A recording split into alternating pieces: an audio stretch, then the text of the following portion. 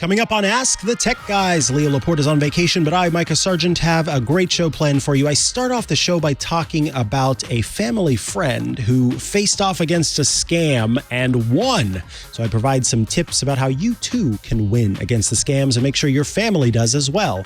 Then we've got some great questions. Someone calls in to ask about what version of Linux they should put on an old MacBook.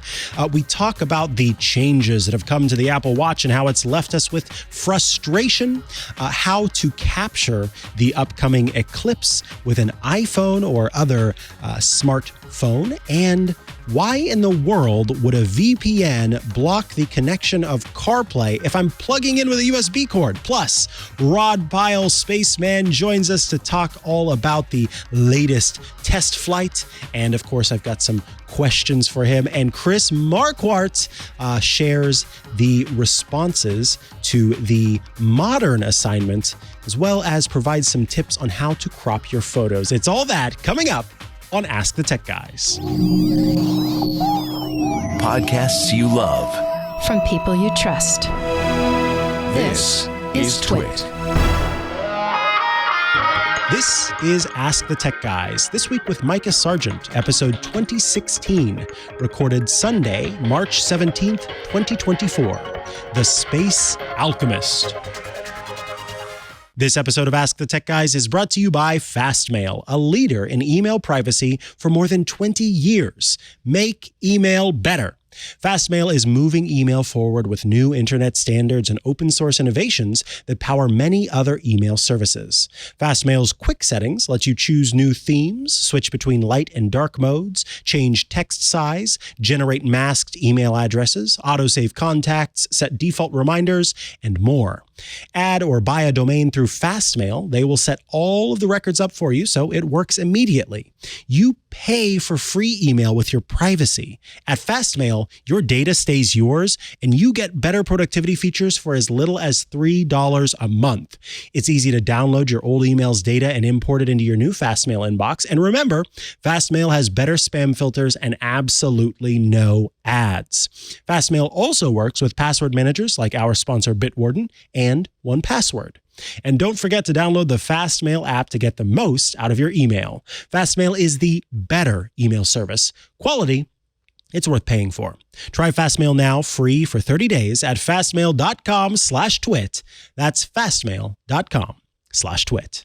Thank you, Fastmail, for sponsoring this week's episode of Ask the Tech Guys.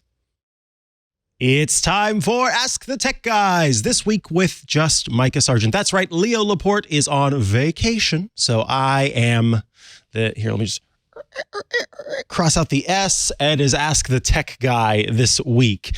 I am excited to be joined today by both Pyle, Spaceman, and Chris Marquardt, Photo Man, at noon and 1 respectively.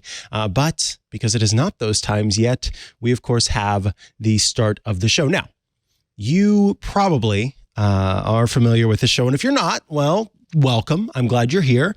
This is a show where we take your questions and do our best to answer them. Now, it's not a Dear Abby or chicken soup for the soul situation. We typically don't answer questions that aren't related to tech, but we will gladly take your tech questions. So if you have those, you can get in touch and we do our best to help out. There are multiple ways to get in touch with us. You can head to call.twit.tv. That's the URL that you can go to on either your phone or your computer, and that will take you to a Zoom room. In that Zoom room, you will hang out, and it's important that you do something for us. Either from your phone, from your computer, you look on the screen and you find this little icon of a hand, or you find the text that says raise hand and you click on that. That lets us know that you do in fact have a question that you want to ask. And so we know to bring you up on stage to have your question answered, because we do have some fun folks who like to just hang out in the Zoom, which is totally fine. You're free to do that. But that way we can kind of separate those who are just there to hang out and those who are there to have their question answered. So remember to hit that raise hand button. The other way you can get in touch with us is 888-724-2884. If you're outside of the U.S., you'll want to put a 1 in front of that. So 1-888-724-2884. That's also 888-724-ATTG. By calling that number, you'll also secretly be brought into a Zoom meeting where you'll hang out as well. And if you're brought on stage to ask your question, you'll need to hit asterisk or star and then 6 to unmute yourself so that you are able to ask your question. The other way to get in touch with us, much simpler, atg@twit.tv. That's the email where you can send your text, you can send audio, you can send video. All of those work at atg@twit.tv. Oh, and by the way, if you call that number, 888-724-2884 during the week while we're not on air, you can leave a voicemail for us. We've got several voicemails in the pool waiting to be answered. And so that is another way to get in touch. Basically, we want to make sure that you have every possibility of being able to reach us so that we can answer your question. I should also mention that as we record this show, honestly, didn't realize it, today is St. Patrick's Day. I'm sorry, Patrick, who I adore. I don't think he's a saint, but I'll have to check in and see about his miracles he's performed. He certainly performs miracles here at Twit. That's Patrick Delahanty. But my socks have some green in them, so that works. And my watch strap is green, so no one can pinch me. So happy St. Patrick's Day to those of you who celebrate in whatever way that means. I don't know, dyeing things green seems to be typical. I think Chicago, I don't know if they do it anymore. It's probably like a natural disaster sort of situation or something. But I know different places will try to use dyes to make their water green and whatnot. Anywho, I want to get into the show this week because a family friend of mine recently faced an interesting attempt at getting access to her information. And it was a moment of triumph because quickly this friend said, no, I know that this is not real, but I have to say that it was relatively sophisticated in the multi-level aspect of the attempt. So I kind of want to explain this story. Family friend who we will call Meg. Meg received a call from a number, and in the caller ID, the number came up as Verizon. Capital VERIZON, all capital letters. And interestingly, when Verizon support calls, the word Verizon and the word support also show up in all capital letters. So there's the first thing. Clever enough to realize that they need to make it so that it's all capital letters. And they were calling, saying that there were some issues, that they needed to figure out some security concerns that were going on. And luckily, they the way that Meg quickly realized something was going on was that the hackers mentioned the payment platform, the payment sending service, Zelle. And as soon as that happened, Meg's hackles went up and said, no, this isn't real. However, once Meg hung up, because basically they said Zelle and she said beep, they called back 2 more times.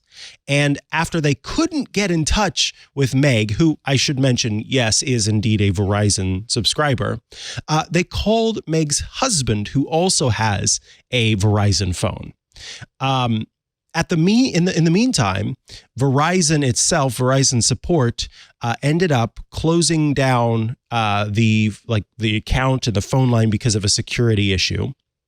And when this happened, they claimed that they knew that there was going to be a potential breach that was going to cause issues. These were the hackers that were saying this and saying it was part of the process. It was a security measure, and that all they needed to do to get everything reactivated was to use Zelle to send a payment. Luckily, the husband was near and had already heard from Meg that this was going on. The husband also didn't follow through. Meg hung up the phone, as I mentioned, with the hackers, called Verizon, and once again, as I mentioned, they showed up as Verizon support, but they also showed up on Meg's phone with a tiny little check mark next to the name. So to the left of Verizon support was a little checkbox that is an actually legitimate way that iPhones and now many Android devices are using to show you when you are, to help kind of confirm that you're speaking to who you think you are speaking to. And so this kind of went on. They did a good job in the whole process of saying, hey, we don't need you to provide any identifying information over the phone. You should never provide identifying information over the phone. All they needed Meg to do was just confirm information they already had. This is the part that freaked me out a little bit. According to Meg, they knew the amount and the date of Meg's last payment to Verizon. They knew the last 4 digits of the card, and they knew the last 4 digits of the card used to make the payments. So again, what they said was, hello, this is Verizon support or whomever. We've detected a security breach with your account, and we don't want you to give us any identifying information over the phone. A Verizon support member will never ask for that. Instead, please just confirm that the information we have about you is accurate. Here is the amount of your last payment. Is that correct? Here are the last 4 digits of the cards used to make the payment. Is that correct? Here's the date on which you made the payment. Is that correct? But despite providing that information, then they went on to talk about Zelle, blah, blah, blah, blah, where Meg said, no. I told Meg that Meg should change her email password immediately, because the fact that they had that information likely meant one of two things. One, that these hackers did, I shouldn't call them hackers because it's not necessarily that they hacked. Perhaps they just, these social engineers, these bad actors, right? That's what we kind of call them these days. They either socially engineered a Verizon support member to get this information, or two, they had access to Meg's email or Meg's husband's email to get this information. Because I couldn't find a way for me to go online, for example, because sometimes online platforms will have simpler ways to access your bill without needing to log in. Xfinity is one example of that. So you only need to have a little bit of information and then they will give you your bill. You don't need to worry about logging in.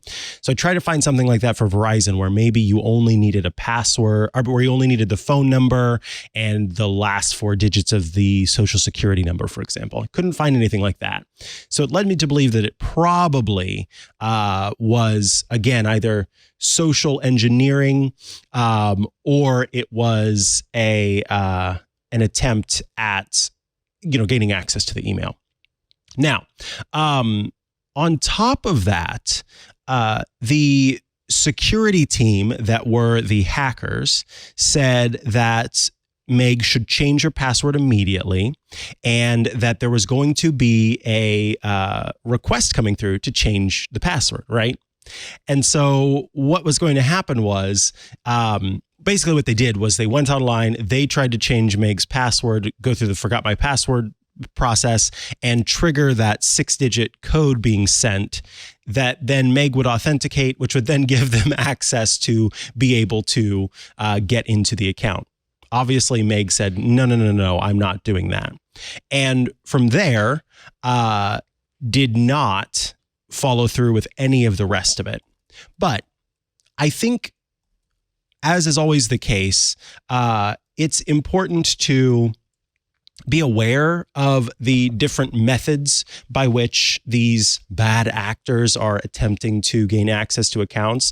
And the fact that they had some of that information and went as far as to do the thing where they said, now, listen, you should never hand over your personal information over the phone.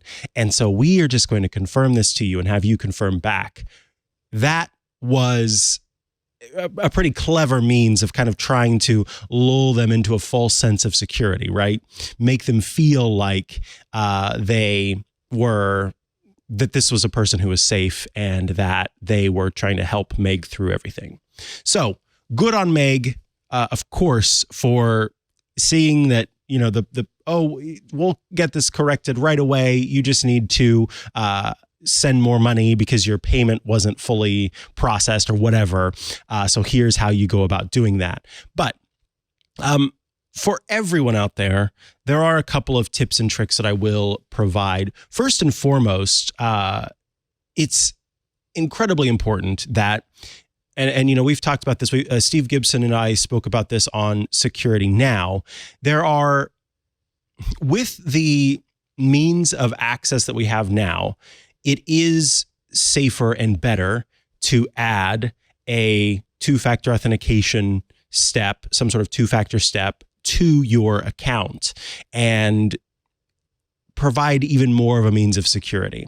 Turn on those security features, make sure they're there, set those pins, do all of that, and do what Meg did in this situation, which was, despite the fact that this group was trying to kind of get Meg worried and concerned, and this is a security breach, and oh no, and you start to kind of let your guard down because you're just trying to fix things as quickly as possible. Meg still had some hackles up and said, okay, I don't know if this is true. I don't know if this is the case. So any way that you can go about, because those of you who are watching this show, who are listening to this show, probably not something that you have as an issue yourself, right? You're the ones that are teaching your friends and family in many cases about it.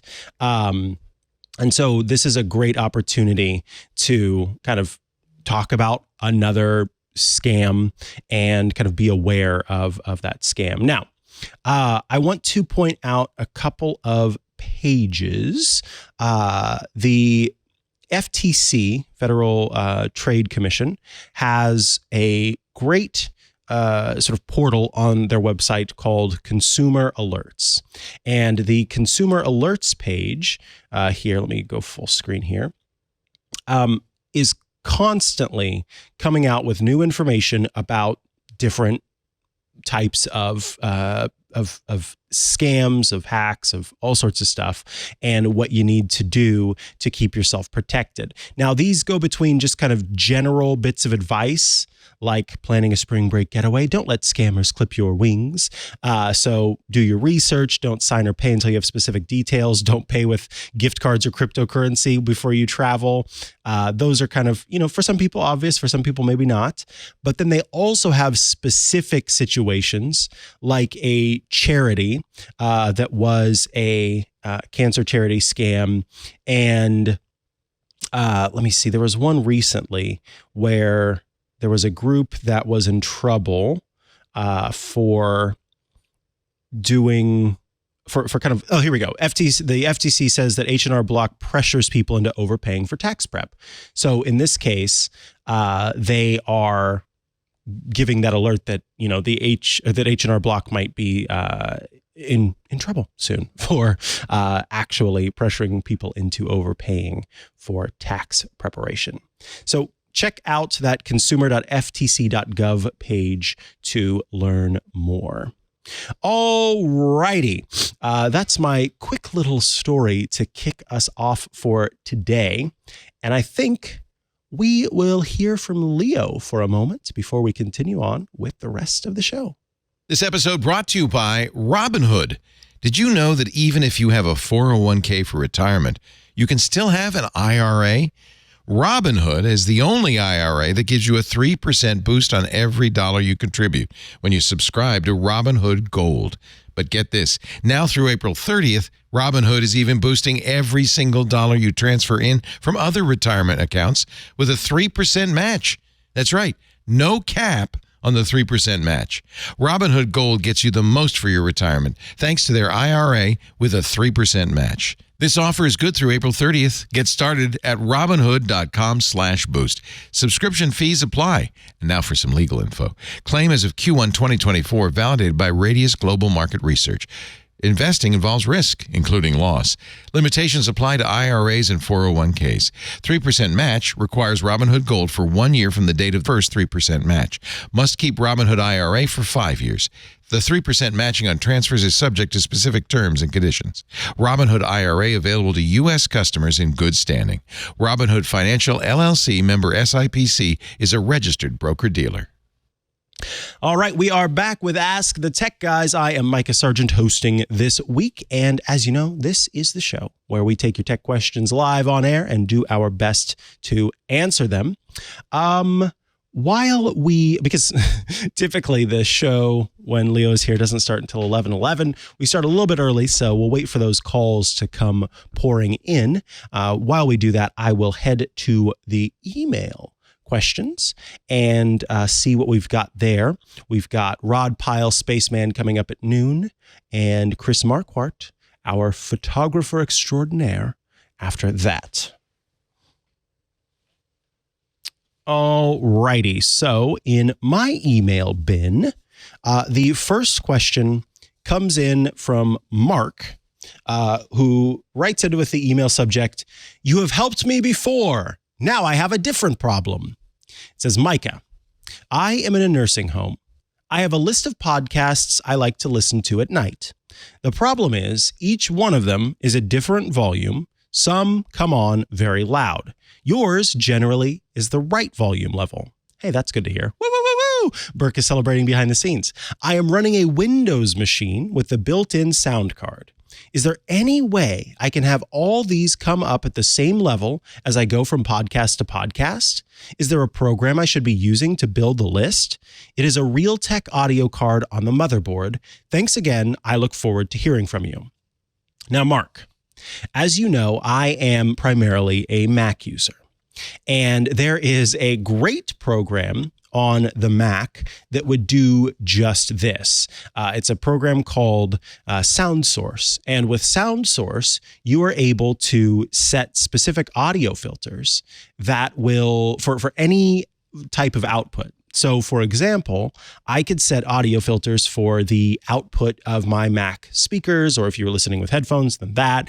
And you could set up an equalizer, you could set up a normalizer, you could set up a leveler, essentially. And what all of those tools can do is kind of process the audio coming in such that when it's output, it's all kind of normalized and sounds the same. So I reached out to the wonderful folks of Club Twit, twit.tv/clubtwit, and asked the Windows users amongst us for their suggestions for a tool similar to SoundSource. And I got some interesting suggestions, just a couple.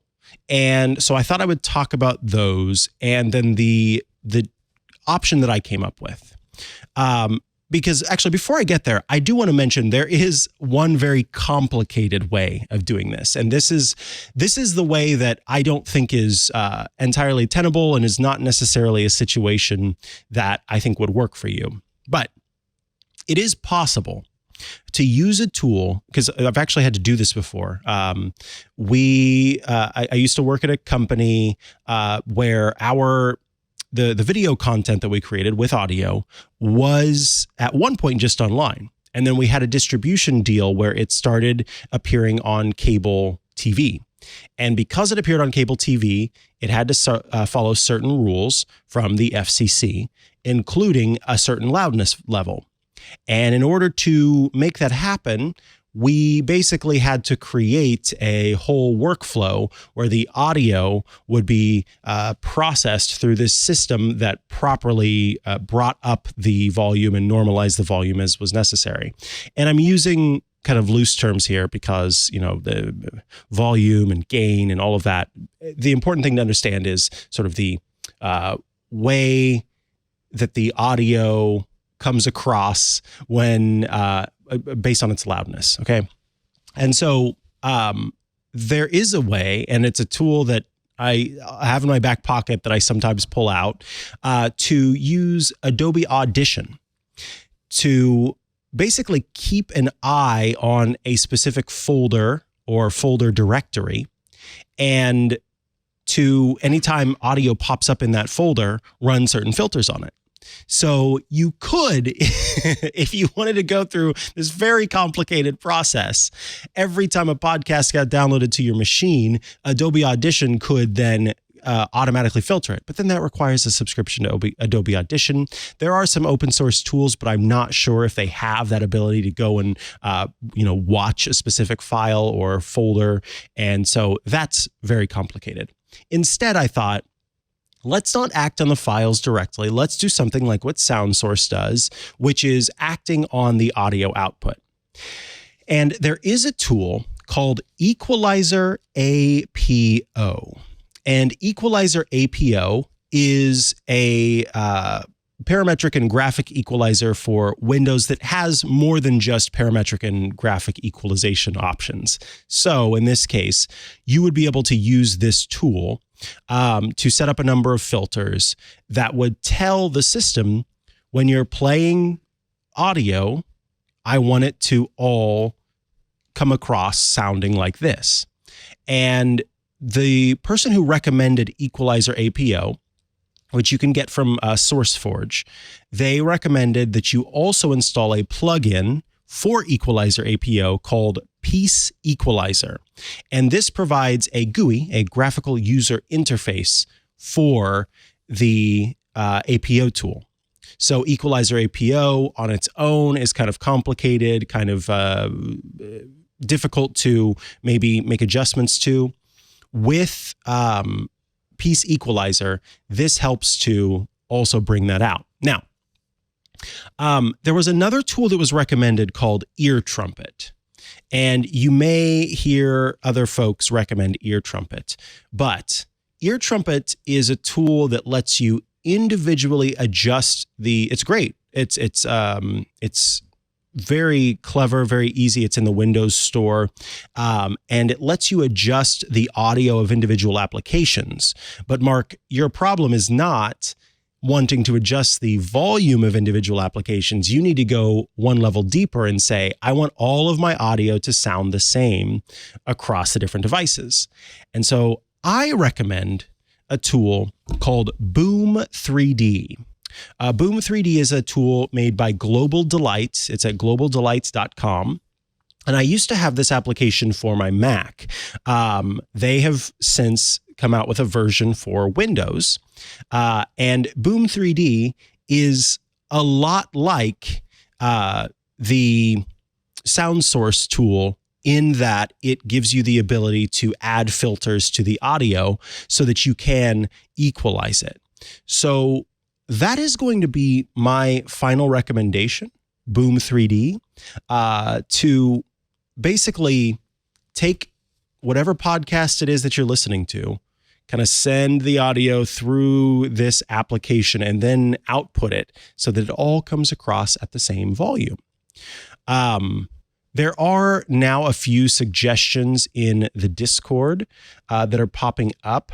And so I do want to take a look at those. This is whenever we've got two hosts, then one person can kind of scrub through what's available. Because one of the things that I asked folks is, please don't just do a Google search for best tools to do this or best tools to do that. I wanted to have people who've had actual experience with these tools because, of course, I can do that Google search myself and had done that leading up to it. But I am seeing, thank you to one Brian, who writes, or who shared a link from Stack Exchange. And there's a person 12 years and 10 months ago who basically asked for the same thing. And someone in 2014 suggested this. It says, this is an old post, but I found a proper solution for those with Windows. Using under Control Panel, Hardware and Sound, and then Sound, right-click your audio device, select Properties, Enhancements, then turn on the option Loudness Equalization. You can also change the release time by clicking Settings inside the Properties Enhancements tab. The release times determine how long the computer waits before raising a quiet sound or lowering a loud sound. The shortest setting is instantaneous, while the longest takes 1 minute before the computer adjusts the volume. So that was again in October 17th of 2014. I can't confirm right now if that is still available, but if it is, Windows has a built-in tool for doing this loudness equalization. Then you wouldn't need to use a third-party tool. And then I'll quickly mention one other tool that folks shared, a free and open source tool called Whale, W-A-L-E, which cleverly stands for Windows Audio Loudness Equalizer, which does the same thing. It is going to look at the different applications, so in this case, whatever tool you're using to listen to your podcasts, and provide equalization based on your target peak level. So now that I've seen this tool, I think I'm going to start with Whale, Windows Audio Loudness Equalizer, and the suggestion, control panel, hardware and sound, properties, enhancements, loudness equalization as the suggestions for what to try first. After those don't work, then check out Boom 3D as an option that you can try it out for free. Then you'll need to pay for it after that. But yes, this is why I love our listeners who are here with me to help answer some of these questions. John, it looks like we've got someone calling. Yeah, in. I was about to say we could probably pick up on this caller. Let's do that right now.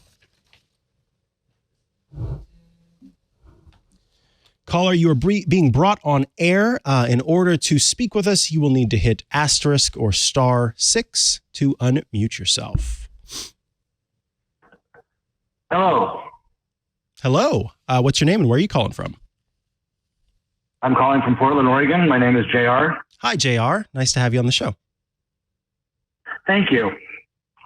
My How problem is I have a 2011 MacBook that is no longer supported. I want to put Linux on it. What can I do and which one would be best for someone who knows Windows and Mac pretty fluently? Okay, so you are wanting to take, for anyone who may have had trouble hearing that, it's a 2011 Mac that is obviously out of service, wanting to install Linux on it, and is curious about what flavor of Linux they should use given their experience with both Mac and Windows as macOS and Windows as operating systems. I am going to turn to the chat a little bit for the Linux flavor question because there are many flavor out there. And of course, this ends up being a personal question. I'm a particular fan of Pop OS, but for people who are, shall we say, power users, they're not super into Pop OS personally. I like it because it is as a Mac user, one of the things I like about the Mac is that it's for a creative professional, and Pop OS kind of goes down that route of still being a tool for creative professionals. So, video editing, audio editing, photography, that kind of thing. I should also mention Scooter X points out a suggestion that we often give, which is that although your Mac is technically out of support, you can use a tool that is that makes it possible for you to install more recent versions of macOS. It's a tool called Open Core Legacy Patcher.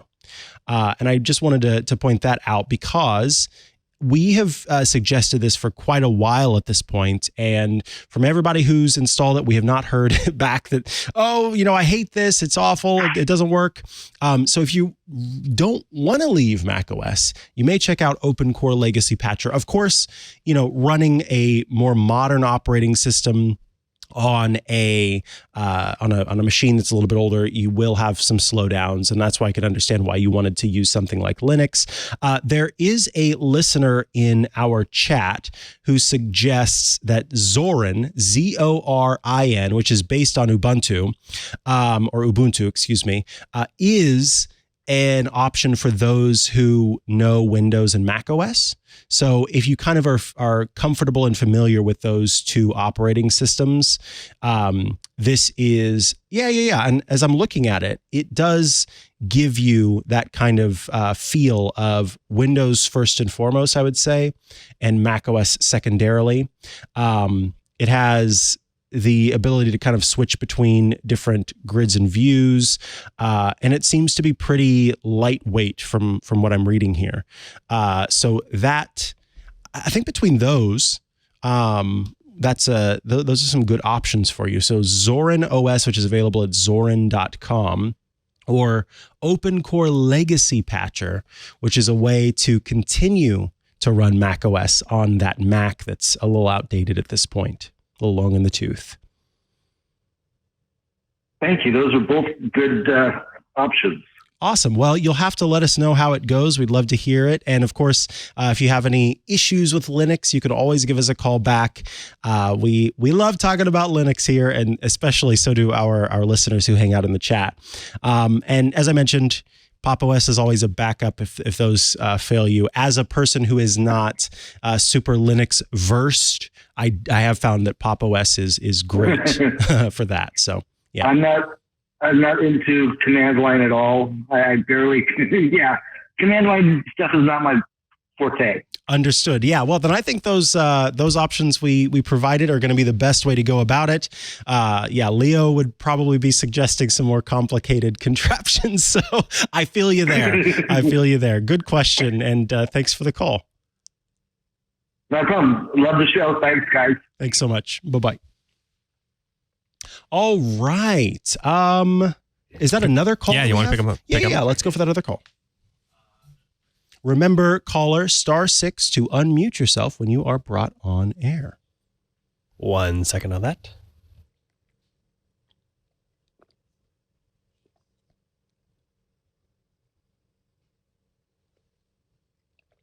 All right, you should be in, caller. Alrighty, caller. Once you've hit *6 to unmute yourself, let us know your name and from whence you hail, and we will see what we can do. Hey, this is Tim in Minnesota. Hi, Tim from Minnesota. Welcome.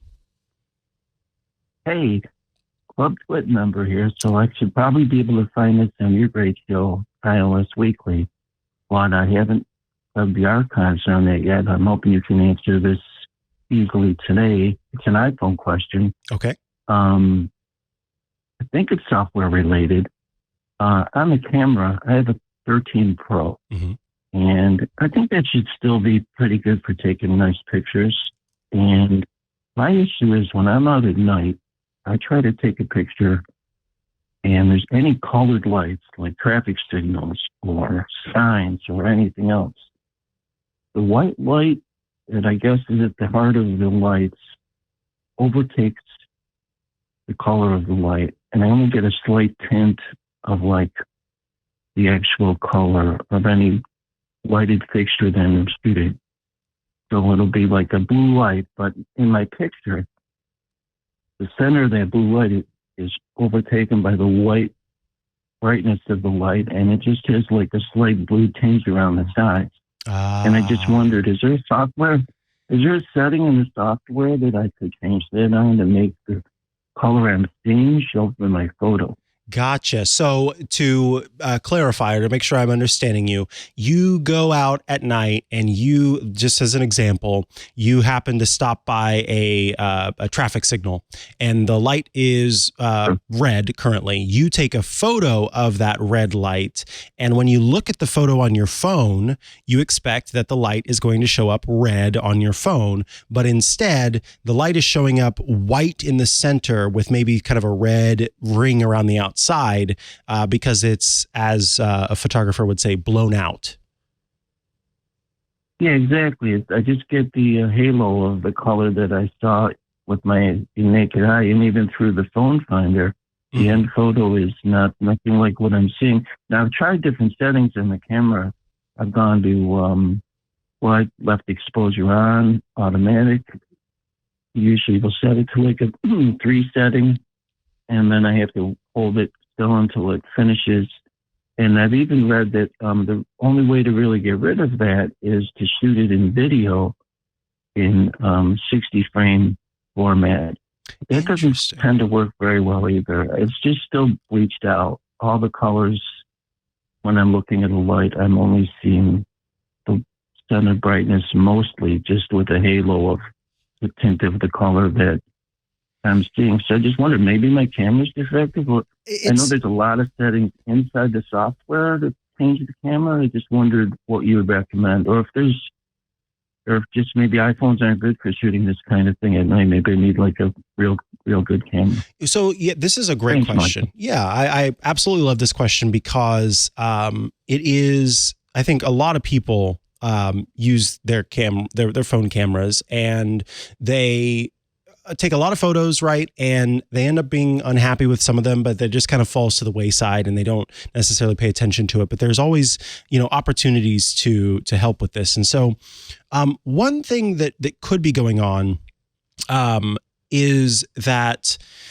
because the phone is using, given that it's a newer device, it has the ability to kind of keep the shutter open longer, particularly in low light situations. And when it's keeping that shutter open longer, it's possible that because it's letting in more light, that's kind of getting it overblown.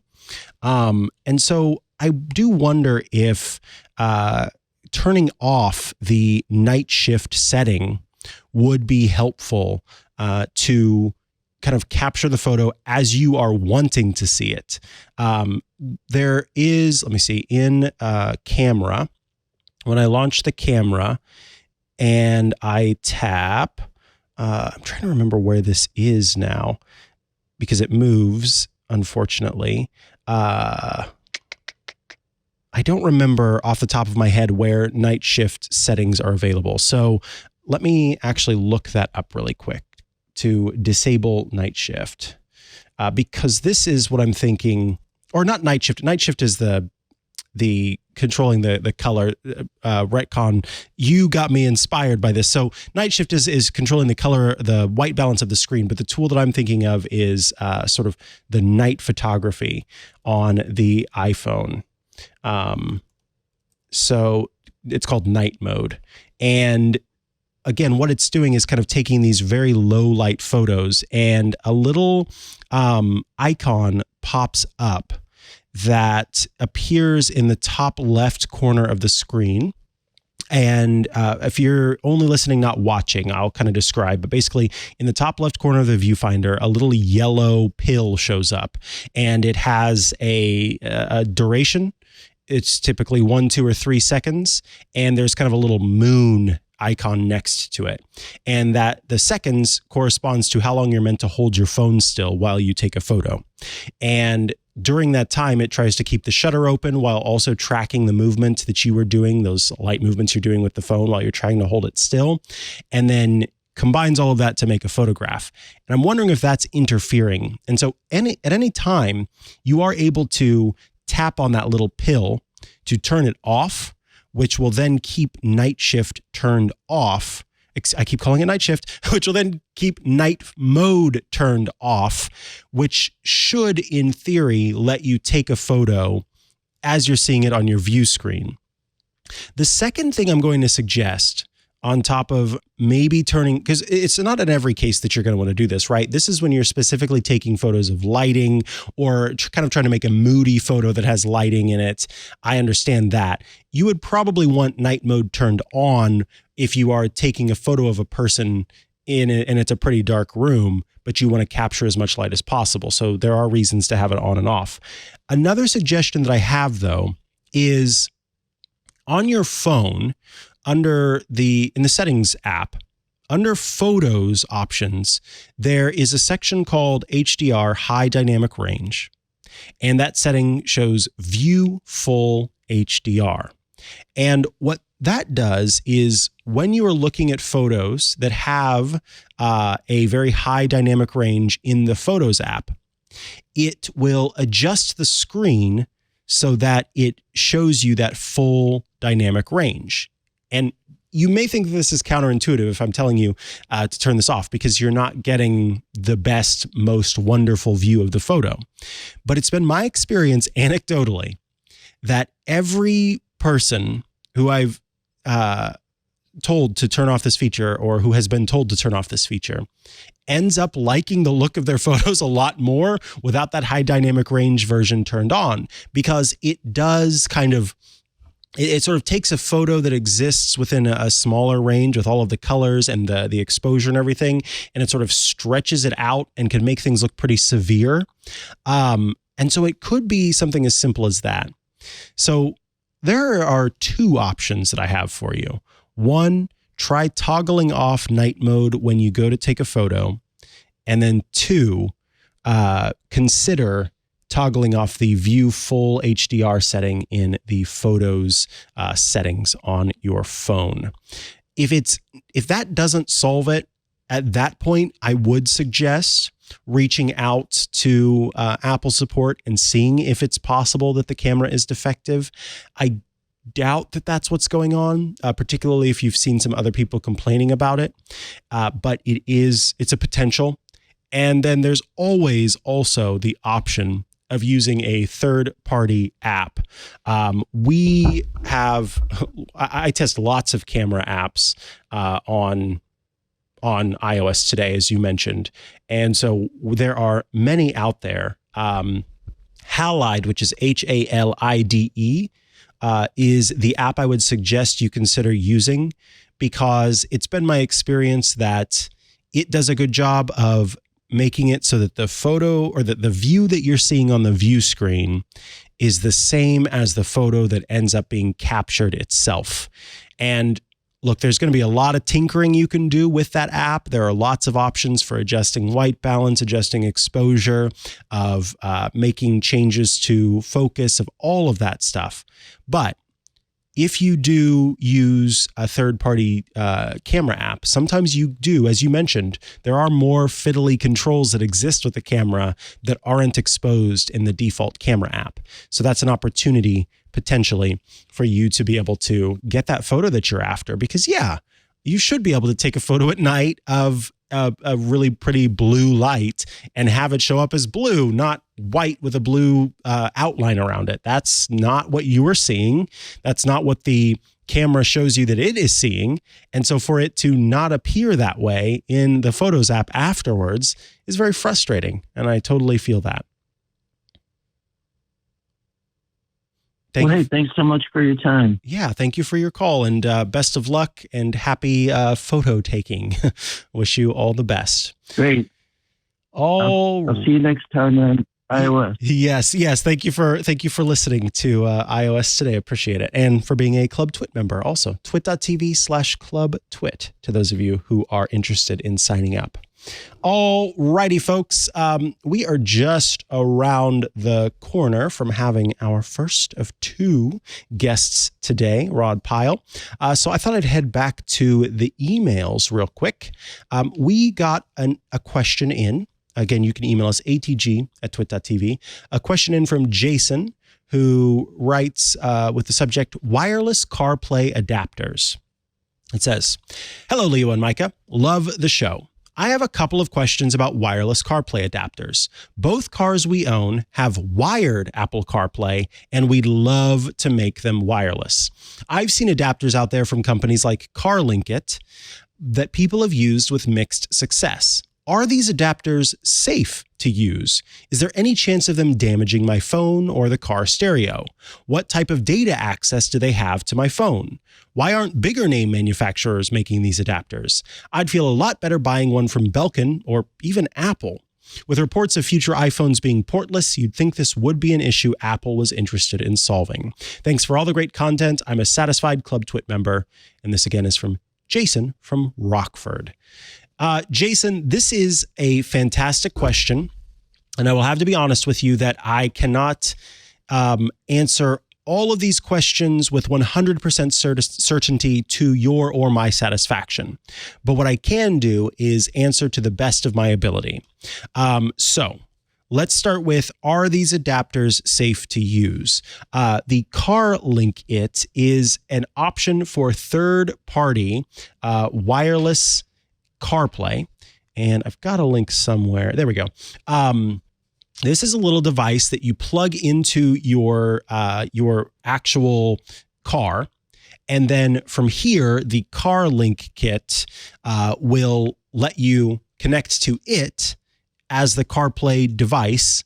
And then it kind of passes all of that information through to your car so that it can properly do wireless CarPlay.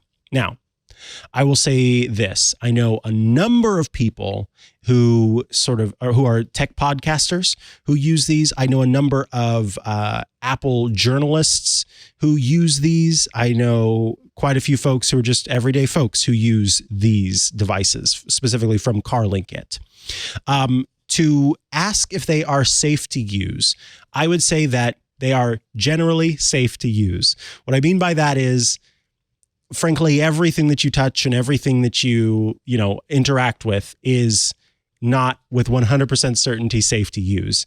There's every chance that the iPhone that you get could be defective, right? You could buy an iPad and it has a bad battery and then it's not safe to use. So I'm not going to give this the sort of full 100%, there's never going to be an issue. But anecdotally speaking, and from reviews that I've read about this thing is safe to use. Is there any chance of it damaging your phone or the car stereo?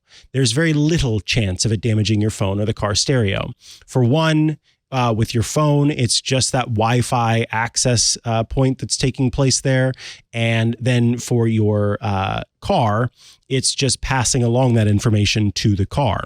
What type of data access does it have to my phone? Anything that's CarPlay related. But keep in mind that this device itself is not connected to the internet. So that's the kind of cool thing about CarPlay, is that CarPlay is either wired or wirelessly. It is all from the phone. It's not from your car. So it's not as if you get in your car and your car has Android's version of CarPlay. I can't think of what it's called, Android Auto. And CarPlay is like built into your car. And when you plug in your phone, it activates it. No, your phone is actually projecting the CarPlay experience to the screen of your entertainment system. So everything's coming from the phone. This device doesn't have any kind of access to, what's out there. It is only providing the means of connecting to your car to give it that access. So technically, there's a chance that it could be taking the audio choices that you're making and saving them to the CarLink kit. And then I don't know if it somehow gained access to the internet in some way that I can't think of, then it could pass that information along. But from everything that I understand about it, from every person who's ever reviewed it, and from as long as it's been on the market, that's never been the case. So I'm answering these questions, in good faith because I understand that concern, but I don't think that concern is necessary. Now, this is the great question that you have next. Why aren't bigger name manufacturers making these adapters? This is where I go into theory mode, not Siri mode, but theory mode. My theory is that Apple and perhaps some of the other competitors or some of the other companies out there that already make different adapters and car tools may have kind of agreements with these car manufacturers. Because think about this. If there are, let's say there's a car manufacturer called BCW, and BCW makes cars, right? And there's a model of a BCW that has wired CarPlay. And then there's that same model that has a better trim that has wireless CarPlay.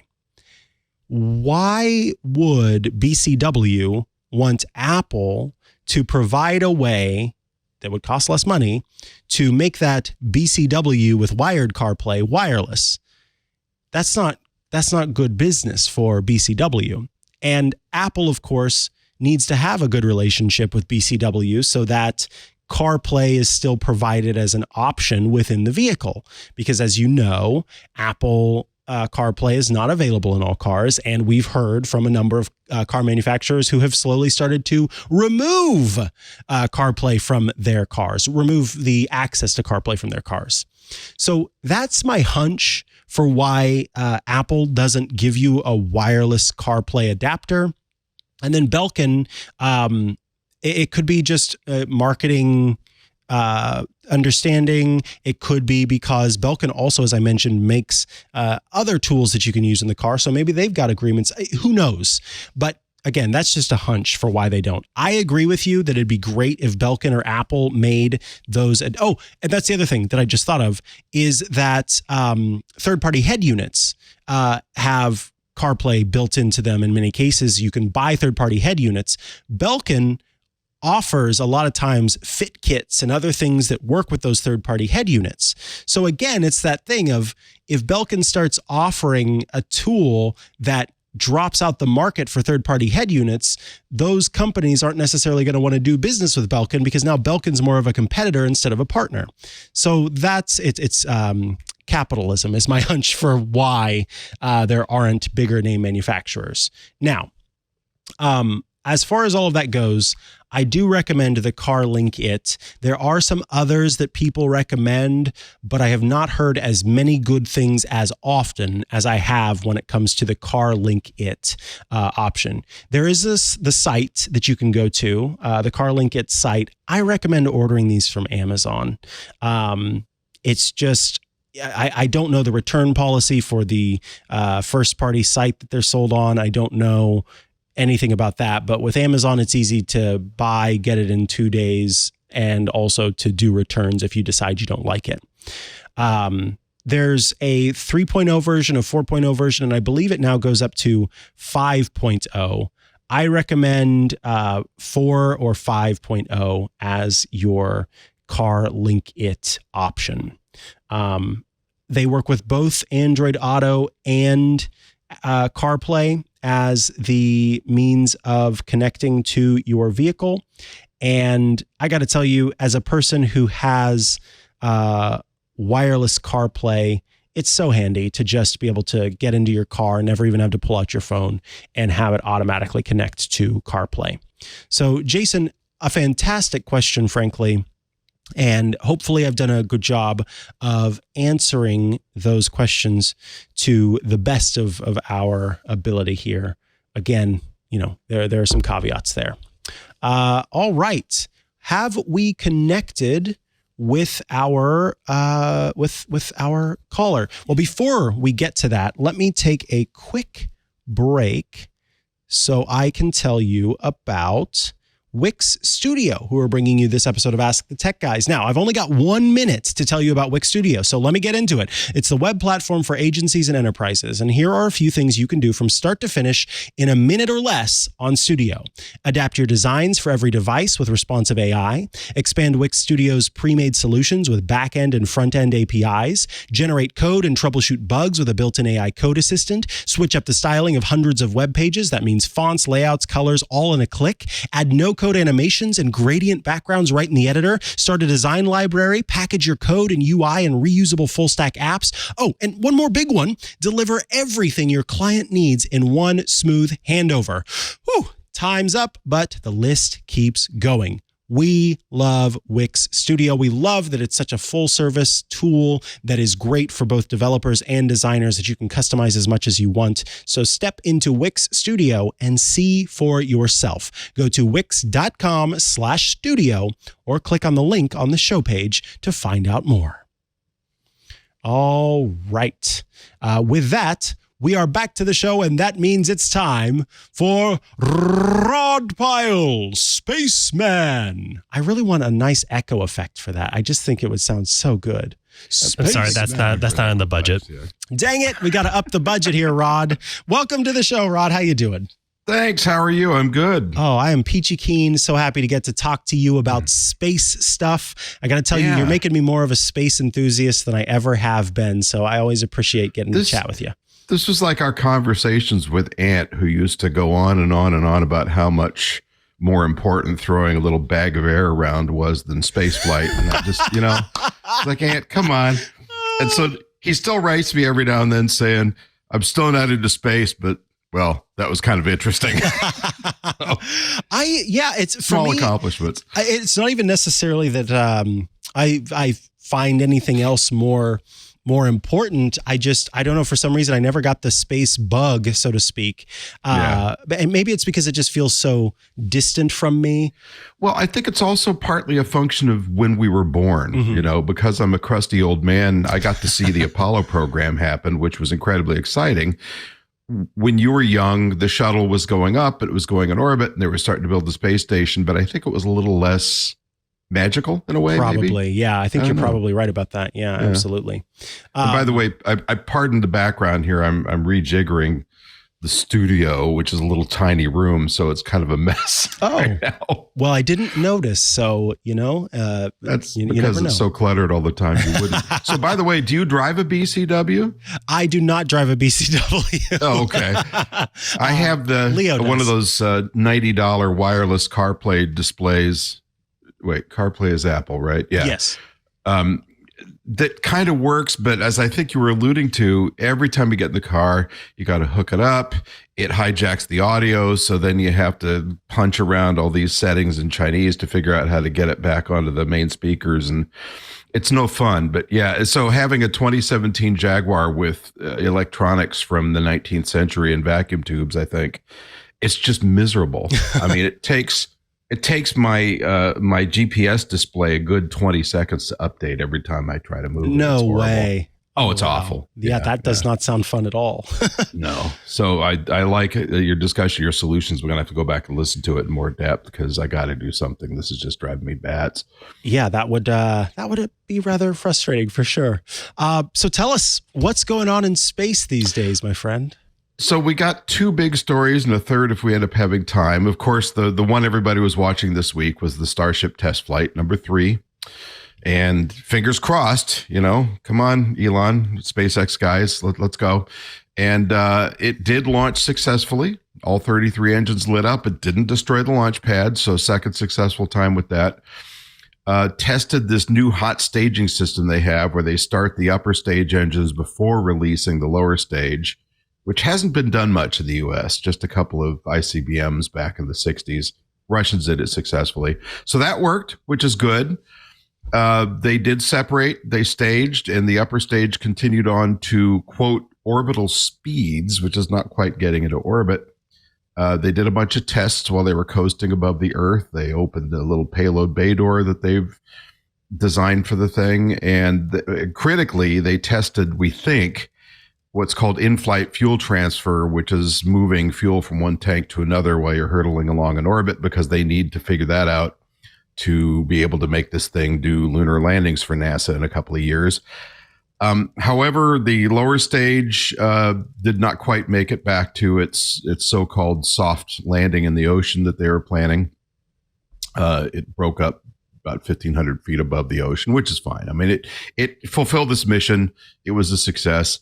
The upper stage started rolling around, and that means that the heat shield was not properly oriented towards the air as it was coming back down. It broke up high up in space. So there's still a lot of work to do. So the big question now is, how many flights can they do this year and next year to try and work out the bugs in this thing? Because before they can put astronauts on it and send them to the lunar surface with the Artemis program, they got to do at least one, maybe fingers crossed 2 robotic landings there to make sure the thing works. So the big snag here is getting the FAA to give them permission to launch more frequently, because they got a bunch of these things standing in a row ready to go. So it's a little bit of a gut churner.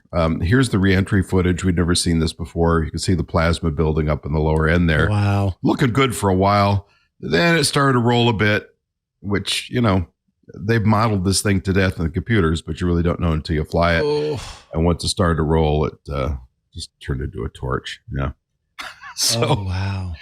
So it was exciting, but at the same time, it's like, come on, you guys, come on. We've done a lot of this stuff at least once before. Now, in this case, this is all new. This whole reusability, come back and fly it again thing, other than the shuttle, is kind of new. You can see it starting to really get hot now. And the bottom end is starting to melt, and then pretty soon the camera goes away, and that's the end of it. So it was a conditional success, which is good. This is so. You talked before about how when we went to the moon, it was basically a blank check. And now private companies, in many cases, are working to make this happen, but it's far from a blank check. Yeah. Do you think that if it was blank check today, we would be further along at this point? Like what would a blank check provide today, given that we have, the shoulders of giants to stand on? Right.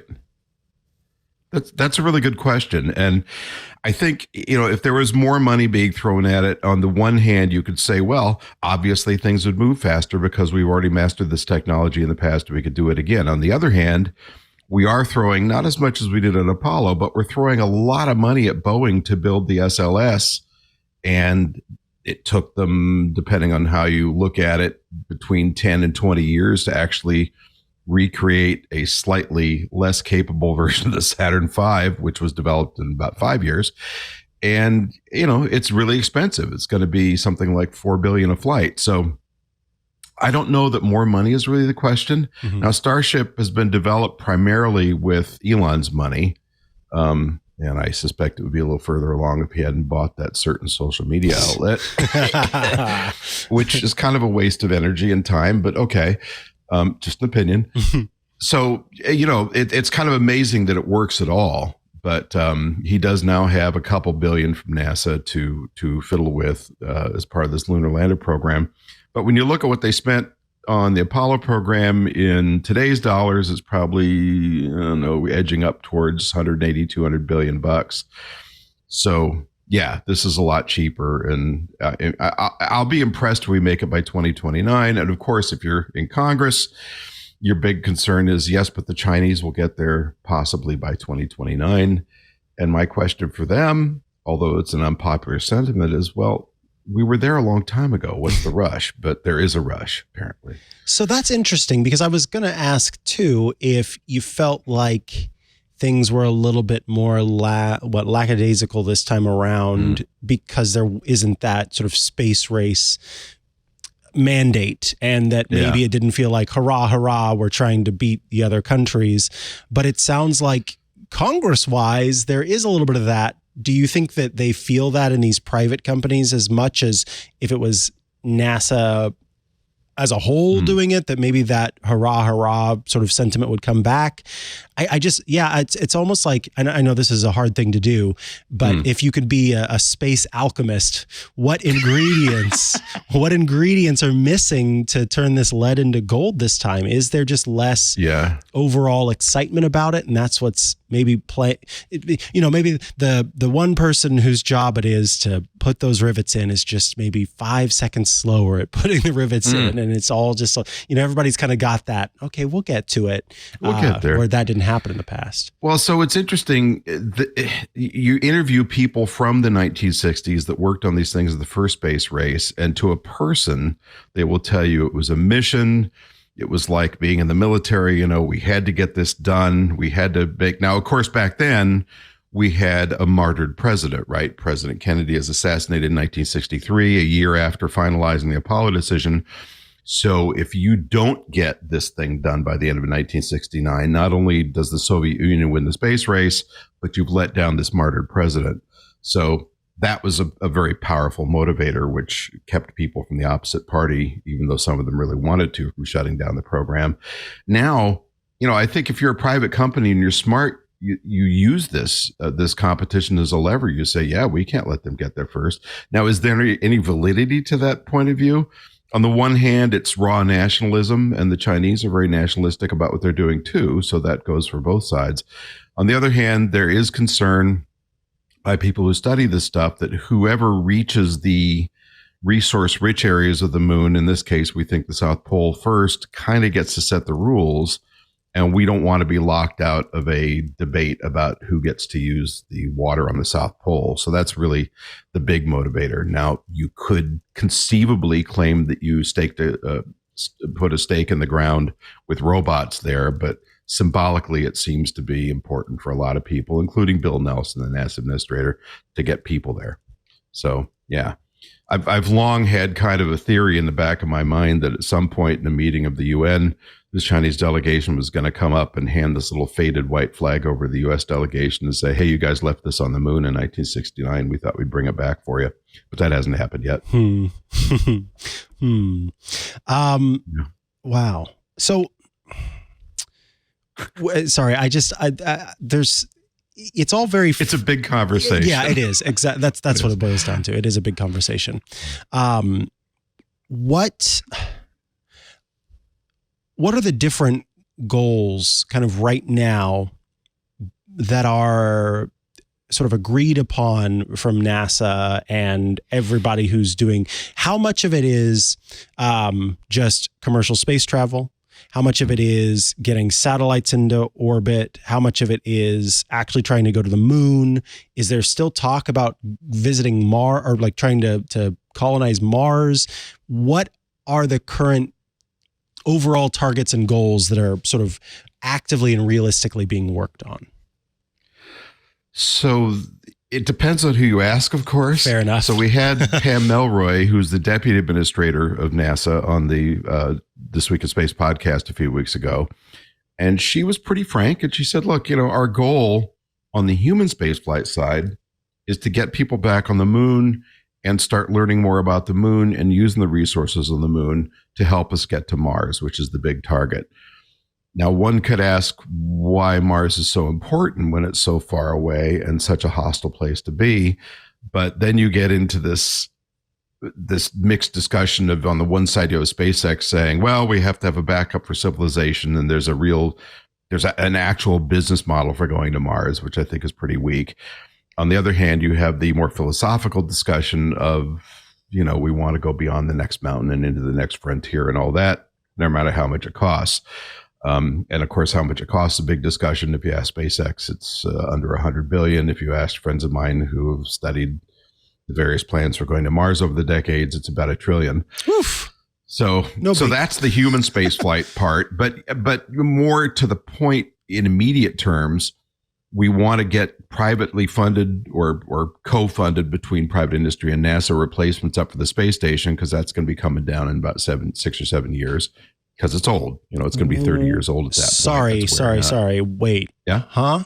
So yeah. Wait. the whole duck and cover, son. The whole space station is coming. I do like space. I just forget to pay attention because the space station is the coolest thing to me.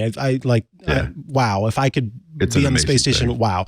So what you're saying is in 6 to 7 years, there's a plan that the whole space station needs to come back to Earth so that they can put a new one up there, or so they can take the one that exists and make it better and then put it back up there? No. So they're going to, as I understand it, although the plans are still in flux, they're going to take the modules off one or two at a time, send them back down the atmosphere where they'll burn up, because it's done. I mean, it's old. More than half their time up there now is spent on maintenance and repair. Oh. So these things just wear out. I mean, as big as it is, it's very lightly built because it has to be to fly. So Blue Origin, which is Jeff Bezos's Amazon co-company, and Axiom Space and a couple of others are working on these small, independently privately built replacements that'll go up, fly in tandem with the space station, we hope, for a couple of years. And then when it's time to take the old space station apart, these things will become their smaller logical replacements. That's depressing to me, though, that it has to be private instead of... That's so capitalistic. That makes me so sad. It's a lot cheaper. Oh. So by NASA's own estimates, working with SpaceX has saved them between 60 and 90% on, for instance, flying people up the space station. So when you look at it from that point of view, it's like, well, yeah, this makes a lot of sense. We just wish it would move a little faster, but because they are working, with fewer resources, because you're right. I mean, back in the 60s, NASA really went full bore on this along with the US government, and the price was no object. I was giving a talk down in Ecuador 2 weeks ago, and somebody asked me, how many times did they have to test the Saturn V engines before they stopped blowing up? And the answer was over 3,600 times. Wow.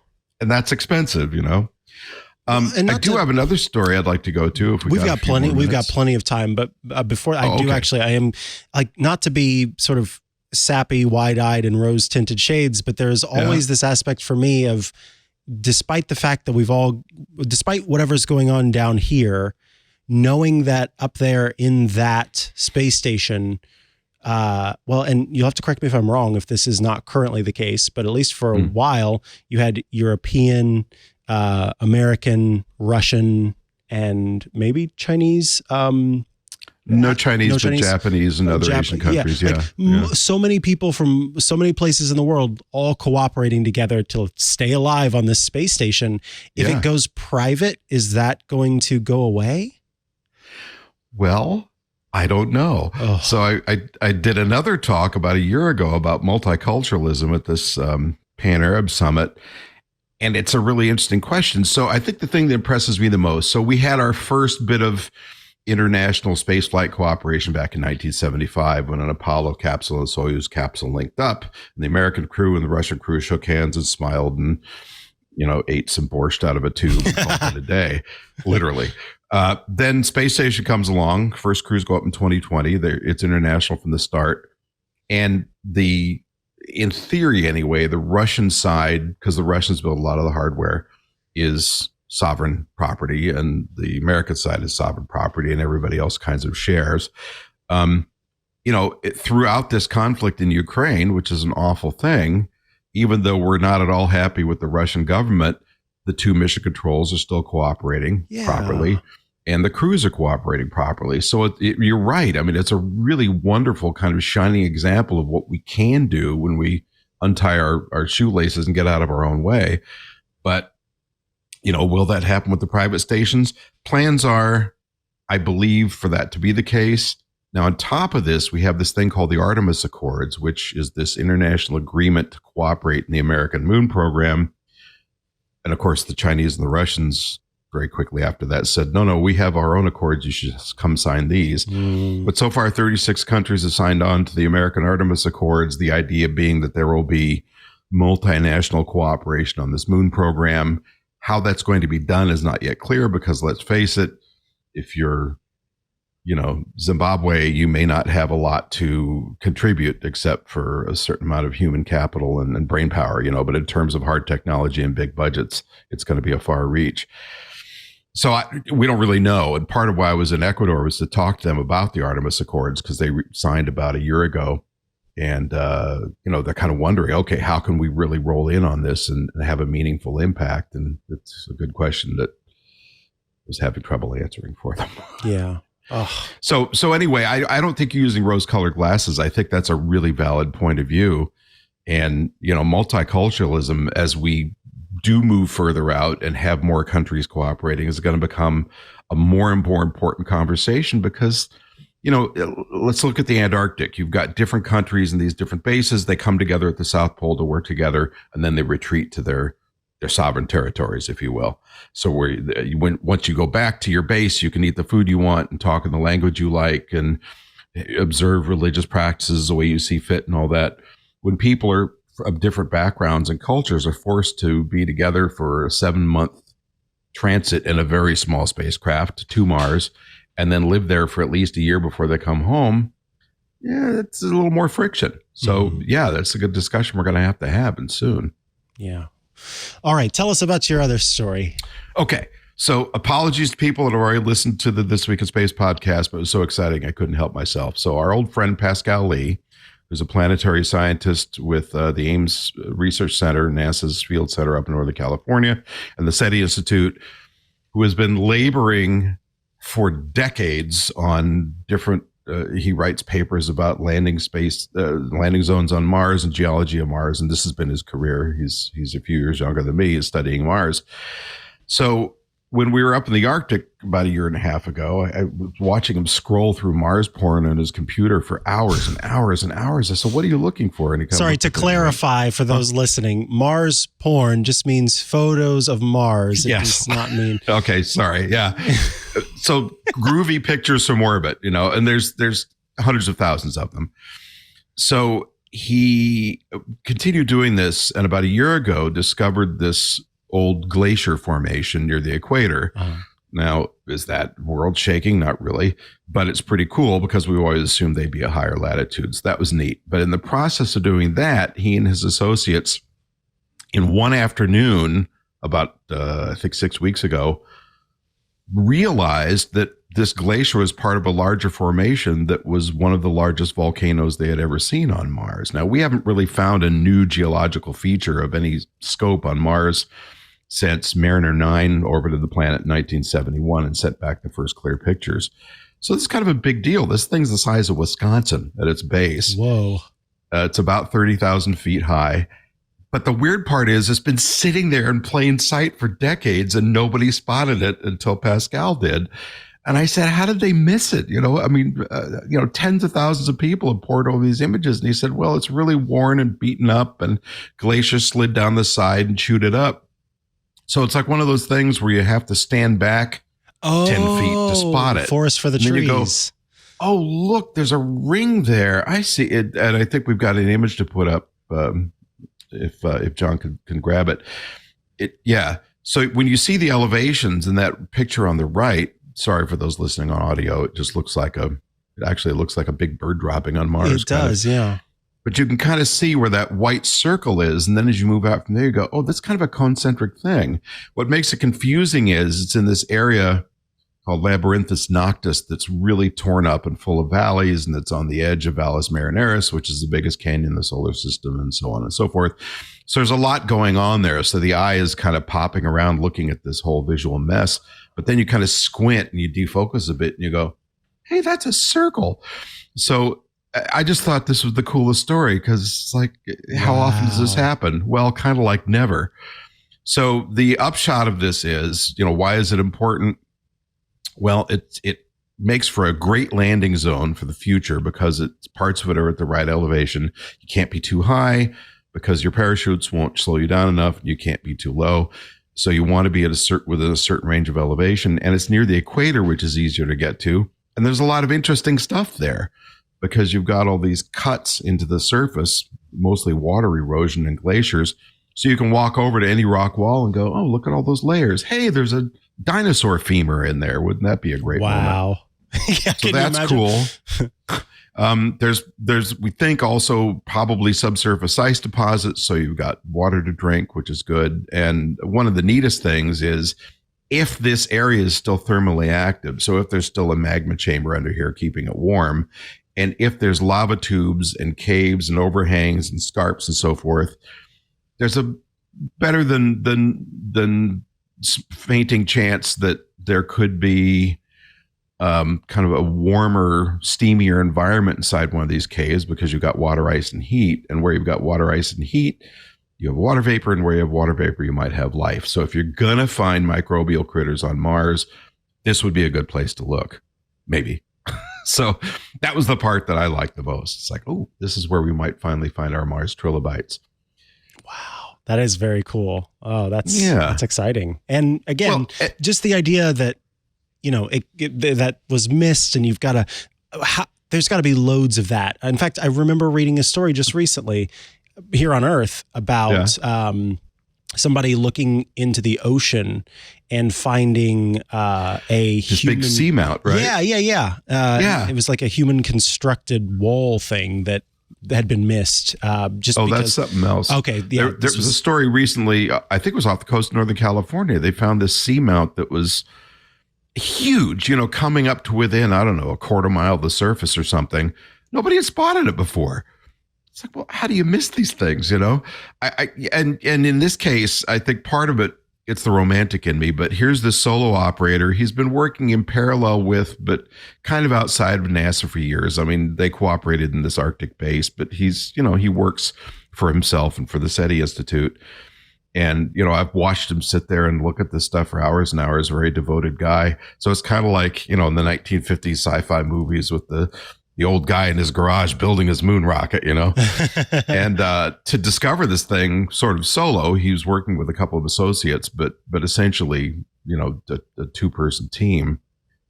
You just don't hear that much anymore. You hear about banks of AI and 100 people working thousands of hours. And here's this guy who says, hey, look, there's a big volcano sitting there. So I just enjoyed that a lot. And finally, poor Voyager 1, 15 billion miles from Earth, gets confused, starts sending back gibberish and trash messages to NASA. Mind you, it takes over 22 hours for a radio signal to go one way. But we're getting very worried that we might be about to lose it. Now, it's coming up on 50 years old in a couple of years, so it's not like it hasn't done its work. But we get attached to these things sentimentally, right? So it was sending back all these messed up messages that didn't make a lot of sense. And it's got 3 computers on board that work. It's still using a tape drive for data retrieval. Wow. I think it's half-inch tape. Can you imagine magnetic tape scraping back and forth over a head for almost 50 years? That's and it's still working. Incredible that it's still working. I was better than the 8-track on my old Sunbeam Alpine. So they were they being the JPL folks were kind of like, well, this, we may be reaching mission end here. And bear in mind, this program's been up there so long at this point, literally mission control is a couple of banquet tables, a couple of old Sun workstations, and maybe 12 people. So it's not like you've got mission control, it's like mission control with just a few people there. But they did finally, on March 1, they were able to send a message up to kind of poke it and say, hey, wake up. And they got back at least one message that they think is a computer response saying, okay, I'm doing a memory evaluation. I'll let you know. Defragging. I guess. I mean, I'm kidding. I think it was before defragging. This was built in like 1976. Oh, so this is more like please wait while I blow on the tape. Yeah, I think please wait while I pour ice water on my processor. Yeah, I don't know. I mean, just let me die. We didn't even have, I don't think back then, standard chipsets, right? Everything was kind of bespoke. Right. And in particular, because they were passing past Jupiter and Saturn before they went out into interstellar space, they were these really radiation saturated regimes. So everything had to be shielded under little metal caps and thin sheets of lead and so forth. And in fact, certainly before it launched, I was talking to one of the managers on the program years ago. He said not too long before these things are supposed to take off, one of his assistants walked in and said, we have a problem. And he said, what? And he said, all this wiring in here and the radiation is going to cause a major problem with static electricity. It's going to short out the electricity. What would you do? What would I do? Yeah. If I was worried about static electricity? Yeah. I mean, as a human, the way to get rid of static electricity is to like touch or ground myself, I guess. Yes. But yeah, what do you do in space? Well, so they have this potential, $30 million problem on redesigning the probe. But John Cassani, who's a brilliant engineer who was in charge at that point, said, okay, don't talk to anybody. Go down to Ralph's. Buy some Reynolds wrap, bring it up, and wrap all the cabling in tin foil. No way. That's all it took? So for about $1.35, they saved the program. That's beautiful.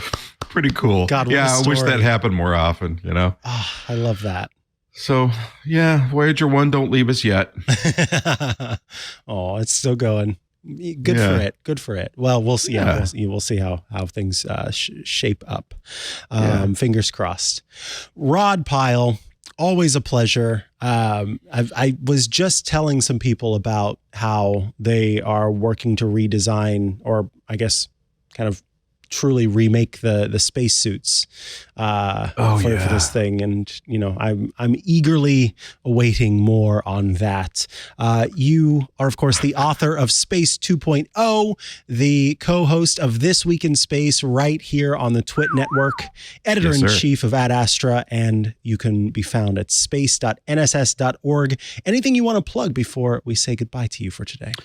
I just think the last few episodes of This Week in Space have been such fun. We had Alan Stern on, who was the chief scientist on the New Horizons mission out to Pluto and recently flew in Virgin Galactic. So now he's an astronaut, quote unquote.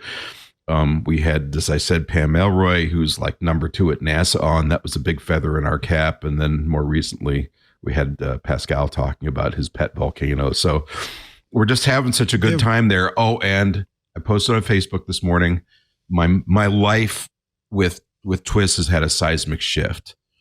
I don't know how many of the episodes you've seen, but I love to give Tarek grief about his chair because he's got this really cool Star Trek chair that was given to him because he's the editor-in-chief of space.com, which I don't have. But the wheels kept falling out, and he's not the most mechanically inclined guy, so he fell out of the chair about 3 times in mid-episode over the year. And unfortunately, he finally, at my urging, ordered a new seat base and fixed it. So that's too I have bad. to find something else to chip on him about. That's work. That is hard to do. Yeah, it's to find the new thing to pick on him. Well, I'm trying to sort of. You and Leo are so kind to each other. I thought, I got up the stakes a little bit. So, by the way, how is his vacation going? I just see the Instagram stuff. So Looks far, like fun. so far, it seems to be going so good. I don't think any of us have received any more details than anyone else. So we're all just taking it in via Instagram as well from time to time. But they're still having fun, enjoying interesting. What is that? What is that called? Molecular gastronomy. Yeah, molecular gastronomy stuff. So watching them try and figure. What is the game with the drink with the bubble? Are you trying to drink it without popping the bubble? I think it's supposed to be. It's sort of like a smoky. It's probably a mezcal based margarita. And so it seems that what they're doing is they're putting some smokiness inside of a bubble. So you literally are supposed to pop it and have it kind of go into your senses before you drink the beverage. Yeah, it's like, if it's vaporized alcohol, that's scary. We had Burke behind the scenes writing vaporized alcohol ? If it is, oof. Open flame moment. Yeah, exactly. Well, that's cool. Rod Pyle, thank you so much for being here. Thank you for This Week in Space, and we'll see you again soon. Thanks. Take care, pal. Bye-bye. All righty. Should we take another break or should we head into more questions? Let's do one more question. We haven't done a voicemail yet. I would love to do a voicemail. All right, let me get that. Hello, Leo and Micah. This is Mike from Charlotte, North Carolina, proud community member. I'm reaching out to you all today for a quick question or inquiry, and I hope you all can give me a little insight and guidance. My question's about Apple Watch. I've had every single version of the Apple Watch over the years. I've loved it. At some point, it became the kind of device that if I ever dropped it or it broke, I would probably just go buy another one the next day. So I couldn't be happier with it as a personal device that I've used for many years. But I have to say, after the latest major refresh of the operating system, I'm continually frustrated with it. And it's strange because I used to be delighted with it every day. So I'm just wondering if you all have had equal frustration with the software, particularly with the remapping of buttons and the moving of things that used to be muscle memory, because I'm finding myself less delighted with something I used to love. So look forward to your thoughts and comments, and appreciate the show, love the show, and a proud member of the community. Bye-bye. This is such a great question because it gives me an opportunity to air my grievances. Mike, you're not alone. Not only are you not alone as far as I am concerned, but you are also not alone as far as almost everyone who I've talked to who has an Apple Watch feels as well. For folks who don't know, it used to be that you could swipe up from the bottom, for example, on your Apple Watch to access some of the kind of quick options for its essentially control panel on your Apple Watch. These are the options to ping your phone, to turn on or off notifications, to put the Apple Watch into silence mode, to change the current focus mode. They moved that to pressing the side button to activate that, which also meant that accessing different aspects of the Apple Watch have changed as well. So now when you swipe up from the bottom of the phone, it goes into this sort of glanceable widget screen. And that just wasn't the case before. Before, you swiped up to access that information. Because that muscle memory has existed since almost the beginning of the Apple Watch, that is why some people are frustrated, because for me and Mike and many others, yes, indeed, it is frustrating that the muscle memory we have had for so long has changed. And so when you're not really putting all of your cognition into the moment and, looking at your Apple Watch with all awareness and hitting the side button, knowing that that's going to bring up Control Center, as opposed to how it used to work, you end up going into a different menu than you meant to, and that's frustrating. So it's just a little bit of frustration, but those little frustrations add up over time.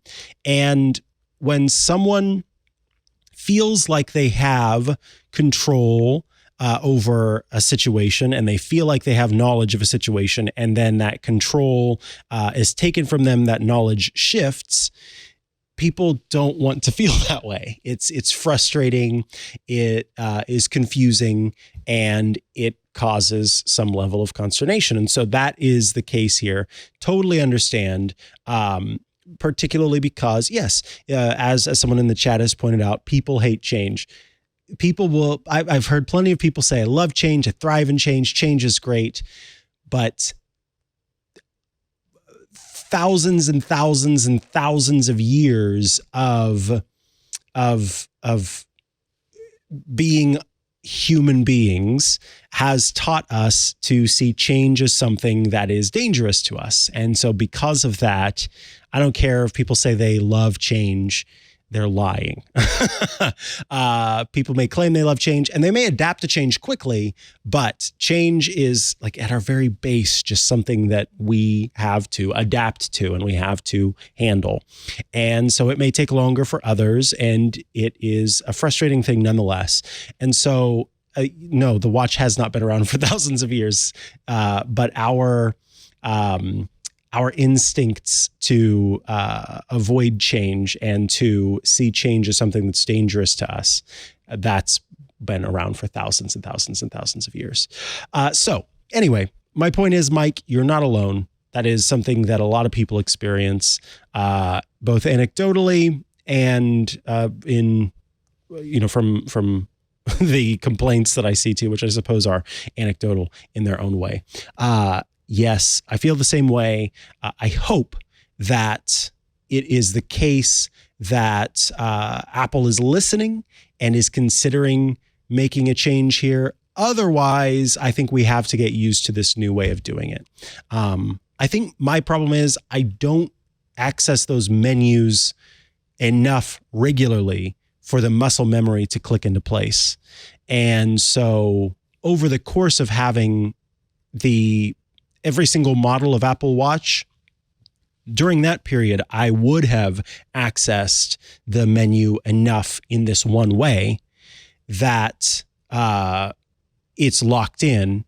And then now I'm probably going to need to have enough Apple Watches in this new way for me to be able to get it. Yeah, I don't lose my iPhone enough, but I know that if I did, then pinging my iPhone would be the thing that would cause me to, form that new muscle memory. So, Mike, thank you for your question there. Let's go. There's actually someone hanging out in the Zoom call we want to try to pick up on. Excellent. Let's pick up on our Zoom caller. Remember, you can head to, what is it? atg.twit.tv is the URL that you can go to have your question asked and answered. Welcome to the caller. What's your name and from where are you calling? How you doing, Micah? It's Jeff from New City, New York. How's everything going? Hi, Jeff. Things are going well here. I hope they're going well for you as well. How can we help you? Quick question. I might have gotten the answer, but I didn't have a chance to listen last week. That's on my to-do list. But with the upcoming eclipse coming, how do you recommend we capture that on film or picture with our iPhones or actually any other camera? This time, my son's excited and stuff like that. So. Okay, so yes, you're looking to capture the eclipse with your iPhone and how to go about doing that. This is a great question. So there are some different apps that exist out there, including an app in the App Store, called Solar Snap. And Solar Snap is specifically created to help you take a photo of an eclipse, and it has a little tool that you buy from the eclipseglasses.com website. So on the eclipseglasses.com website, which is one place that folks go to get eclipse glasses. There is a little filter that you can buy, and that filter, let's see, is Solar Snap Eclipse app.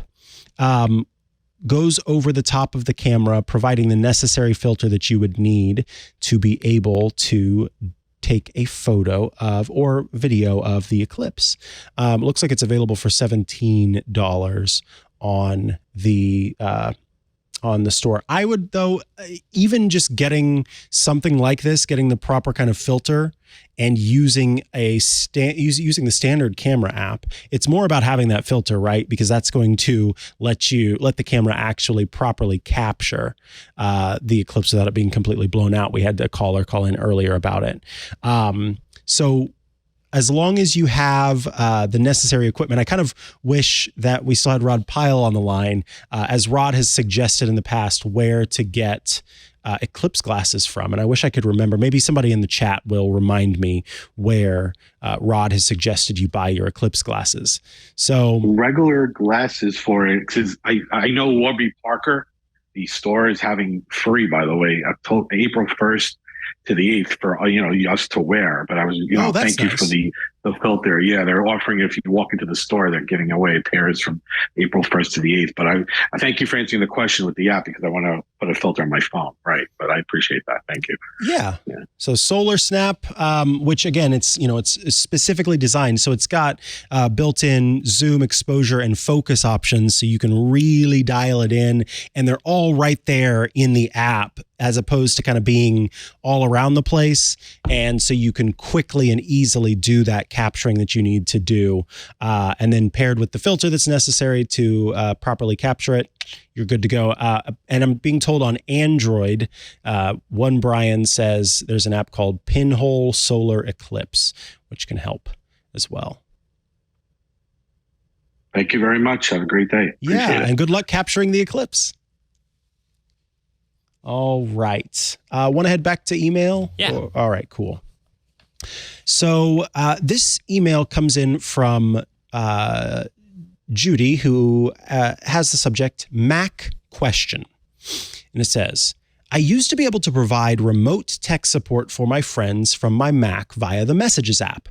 I would go heading, I would pick Ask to Share Screen. After recent OS updates, though, I can't do that anymore. I get a message that says the person isn't available, even if he or she is sitting and waiting for the prompt. Any tips or resources? So this is a great question. Yeah, it is a possibility. And don't show my screen just yet, but I'm going to pull up the Messages app here in just a moment, and I will pull up a specific message. And then, okay, so now you can show hold on one sec. Yes, you can show my screen. So and can you zoom in? Because I don't have that. I don't know how Leo does that on his. But in the Messages app, I hit the eye icon, the more information icon in the top right corner. And then I click the share button, and I have the option to invite to share my screen or ask to share screen. In this case, if I ask to share screen, I'm asking the other person to share their macOS screen. And if I choose invite to share my screen, then I'm giving the other person the ability to access my screen. This is a great feature if you are trying to provide tech support to someone remotely. Now, Judy seems to be having issues where it is saying that the person isn't available. And so this is what Apple says to do. It says if the share button is dimmed, or you get that issue of the person isn't available, make sure that the person you're trying to share with is signed into iCloud using the same Apple ID that they use to sign into Messages. So the iCloud account on the Mac and the Messages app need to be signed into the same thing. If they can't sign into iCloud and Messages using the same Apple ID, then you, Judy, need to open your Contacts app and make sure your contact card for that person includes both Apple IDs, the one they use to sign into iCloud and the one they use in Messages, and then try sharing again. Now, here's what's great. If you are unable to get this working over the Messages app, you can also use FaceTime to share screens with someone. So you would open the FaceTime app, you would call them, and then from there, you will see the option to share screen. And so that might, wherever it might not be working in Messages for whatever reason, it could be that FaceTime, because by that point you will have already made that contact, will kind of trigger the ability to share your screens. And then there's also the option to use a tool on the Mac called screen sharing. And so if you hold down the command button on your Mac and hit spacebar and you type in screen space sharing, you will see a specific screen sharing app pop up. And then once you've got that app open, we can show this, you would hit the plus icon and you would type in the person's Apple ID, or if it's local on your local area network, then you type in their host name. So in your case, you would tap in the Apple ID and click connect. That would also trigger a screen sharing feature, because technically that is what Messages is doing, is it's using screen sharing to go about sharing the two screens. Now, if at that point you are still seeing errors for being able to provide tech support, there is a chance that the person on the other end does not have the proper settings on their device that provides for screen sharing. And so with that, I'm trying to remember, because of course this is all moved around. It is under, let's see. Okay, so on your Mac, you would launch the System Settings app. Oh, excuse me, on their Mac, they would launch the System Settings app, and they would click on Sharing near the bottom. And then they need to make sure that Screen Sharing is turned on under Content and Media. If Screen Sharing is not turned on, then they are not able to share. Here, let me bring that down just a little bit. Then they are not able to share their screen. So Screen Sharing needs to be turned on under the sharing menu within General in order for screen sharing to work. And it's possible that it did work at one point. They did an update, it got toggled off somehow, and so then it wasn't accessed, and that's why you're no longer able to have them over availability. If all of that fails and you're still not able to gain access, it's very possible that some VPN or proxy is coming into play here. So make sure that they don't have one of those settings turned on that could be blocking access between the two devices. You could also check their firewall settings as well. But start with FaceTime as that secondary option. And of course, also making sure that their iCloud stuff is in there as well. I'm sorry, I'm confused by that question or by that statement, YZF donor. We've got a listener in the Discord saying that screen sharing is different from sharing screen. Perhaps that's the case. Anyway, screen sharing is able to be accessed. Oh, this is for VNC. Gotcha. Thank you. Yes, VNC is a third-party application that can be used to also provide this support if you are having issues with the built-in functionality that comes with macOS. Thank you, YZF Donor, for the suggestion of a third-party application if you need it. John, why don't we go back to voicemails? Oh, let me see what you said to me. All right, let's take a quick break before we come back with more from Ask the Tech Guys. I want to tell you about Ecamm, who are bringing you this episode of Ask the Tech Guys. Ecamm is the leading live streaming and video production studio built for the Mac, and it is amazing. Whether you're a beginner or an expert, Ecamm is here to elevate your video production. From streaming and recording to podcasting and presenting, Ecamm Live is your all-in-one video tool perfect for simplifying your workflow. Ecamm Live includes support for multiple cameras and screen sharing, plus the live camera switcher lets you direct your show in real time. And let me just tell you, you hear Ecamm Live, the tool, and you think, oh, this is for live streaming. I don't think I need this. No. I'm telling you, whether you do stream live or you don't stream live, Ecamm Live is the tool that you need to make video. It's what I use it for every single week to record hands on Mac, because I'm able to show my Mac screen and iPhone screen. Rosemary Orchard uses it every week whenever we record iOS Today. I've used it before in special projects that I've done where I've played Dungeons and Dragons with folks across the internet, and being able to pull up different people's video and do local keying of those green screen. I mean, it's just incredible everything this app is able to do. It's wild. So stand out from the crowd with high quality video. You can add logos and titles and lower thirds and graphics. You can share your screen, drop in video clips, bring on interview guests, use a green screen, and so much more. Just recently, they released a new update that provides some ability to do editing with one of their partners, as well as a really neat feature called Perspective that lets you take anything that you have on the screen and sort of shift it in the Z axis to kind of bring it in. It has this nice 3D effect. It's very, very cool. So join the thousands of worldwide entrepreneurs, marketing professionals, podcasters, educators, musicians, and other Mac users who rely on Ecamm Live daily. Get 1 month free when you subscribe to any of Ecamm's plans. Visit ecamm.com/twit and use the promo code TWIT at checkout. And we thank Ecamm for sponsoring this week's episode of Ask the Tech Guys. And I thank Ecamm for being this wonderful tool I use every single week. All right.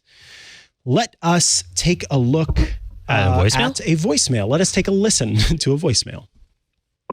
Hey, Leo and Micah. I really hope you guys can help me. I'm in a bind. I got a Google Nest Wi-Fi point. I have one already. I'm trying to hook this one up. All the setup goes great until it says waiting for final bytes of setup to complete. And it won't do anything. It just says the operation timed out and couldn't be completed. If you guys can please help me, that would be great. Thank you so much. I'm really in desperate need of help, and I know you guys are the only one that can. Thank you. Have a great day. So this is an interesting question sorry, one sec. This is an interesting question, and I appreciate you calling it up because it's something that I learned a lot of people end up having a problem with. So this is luckily when a lot of people have an issue with something, then we are able to see how other people have solved it and what is going on. So great that you've had the different types of sort of individual Wi-Fi routers around your home, and that you have, you're trying to kind of improve the functionality by adding more, but you are running into an issue where for some reason it's not letting you add the new pucks to your setup, right? So there are a number of troubleshooting steps that we are going to suggest that you go through. So when you do set this up, if you are on an iPhone, then you want to make sure that there are a few settings that are disabled on this iPhone. First and foremost, do not have a VPN turned on. If you have a VPN turned on or connected, then it is going to potentially cause an issue.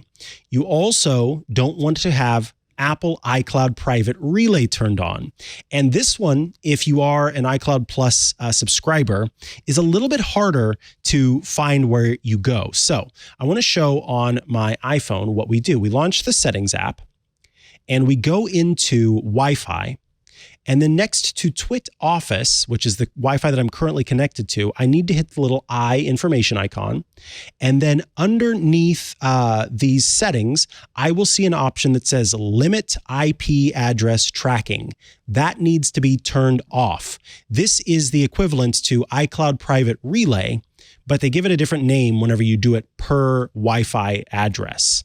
So even if you have it turned off and you have iCloud Plus and you have it turned off from the iCloud Plus menu, it may still be enabled for that specific Wi-Fi account. You need to have iCloud Private Relay turned off. Then make sure that the Google Home app has been granted permission for local network access.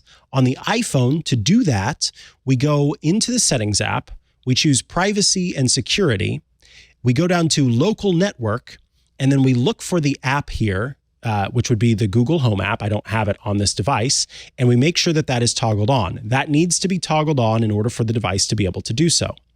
Now, after that, you need to make sure that the following settings are disabled as well. And this can be temporary. Make sure that you don't have a proxy set, and then also make sure that you don't have private IP address set. So again, I guess I'll show that as well because that was in that same menu. So we'll go into Wi-Fi, we'll go into the I for information, and then under private Wi-Fi address, you can see that I currently have that turned on. I would want to toggle that off and then reconnect to the Wi-Fi network again before doing this process. It is likely, because that is turned on by default, it is likely that is turned on, and that could be causing your issue. One more thing that you want to do.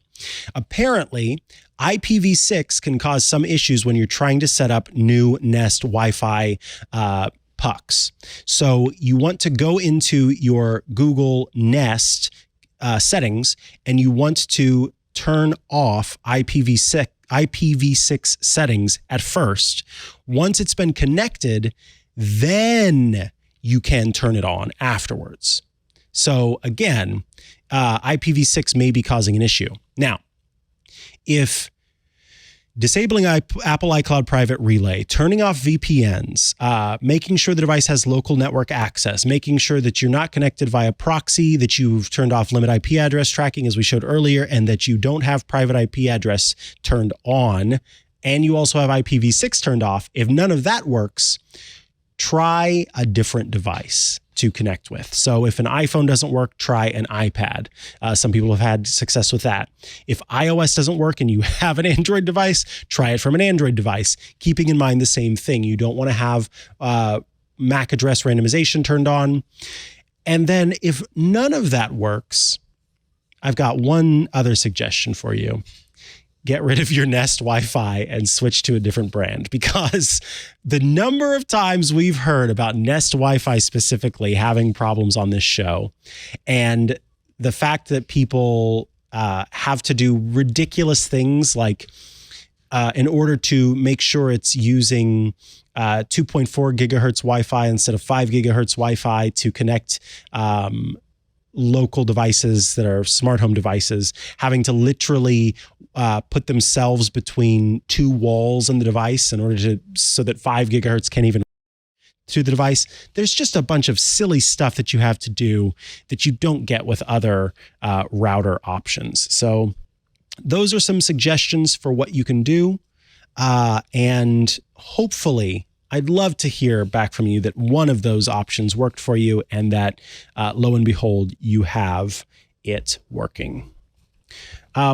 Speaking of VPNs, as we did get an email from Brett, who's from Fort Worth, Texas. The subject of the email is VPN blocking Apple CarPlay. This says, Leo/Mikah. I recently was having a problem with my Apple CarPlay in my car. I would plug in my iPhone via the USB connection, but CarPlay would not start up like it normally did. Long story short, when I went to my local Apple Genius bar, the guy said to try it with my VPN, ExpressVPN, who happens to be a sponsor of the network, turned off. I did, and it worked. My question is, why would my VPN block my car from seeing my phone connected via a USB cable? Thanks, Brett. Brett, this is a fantastic question, and it's one that's a little confusing. So,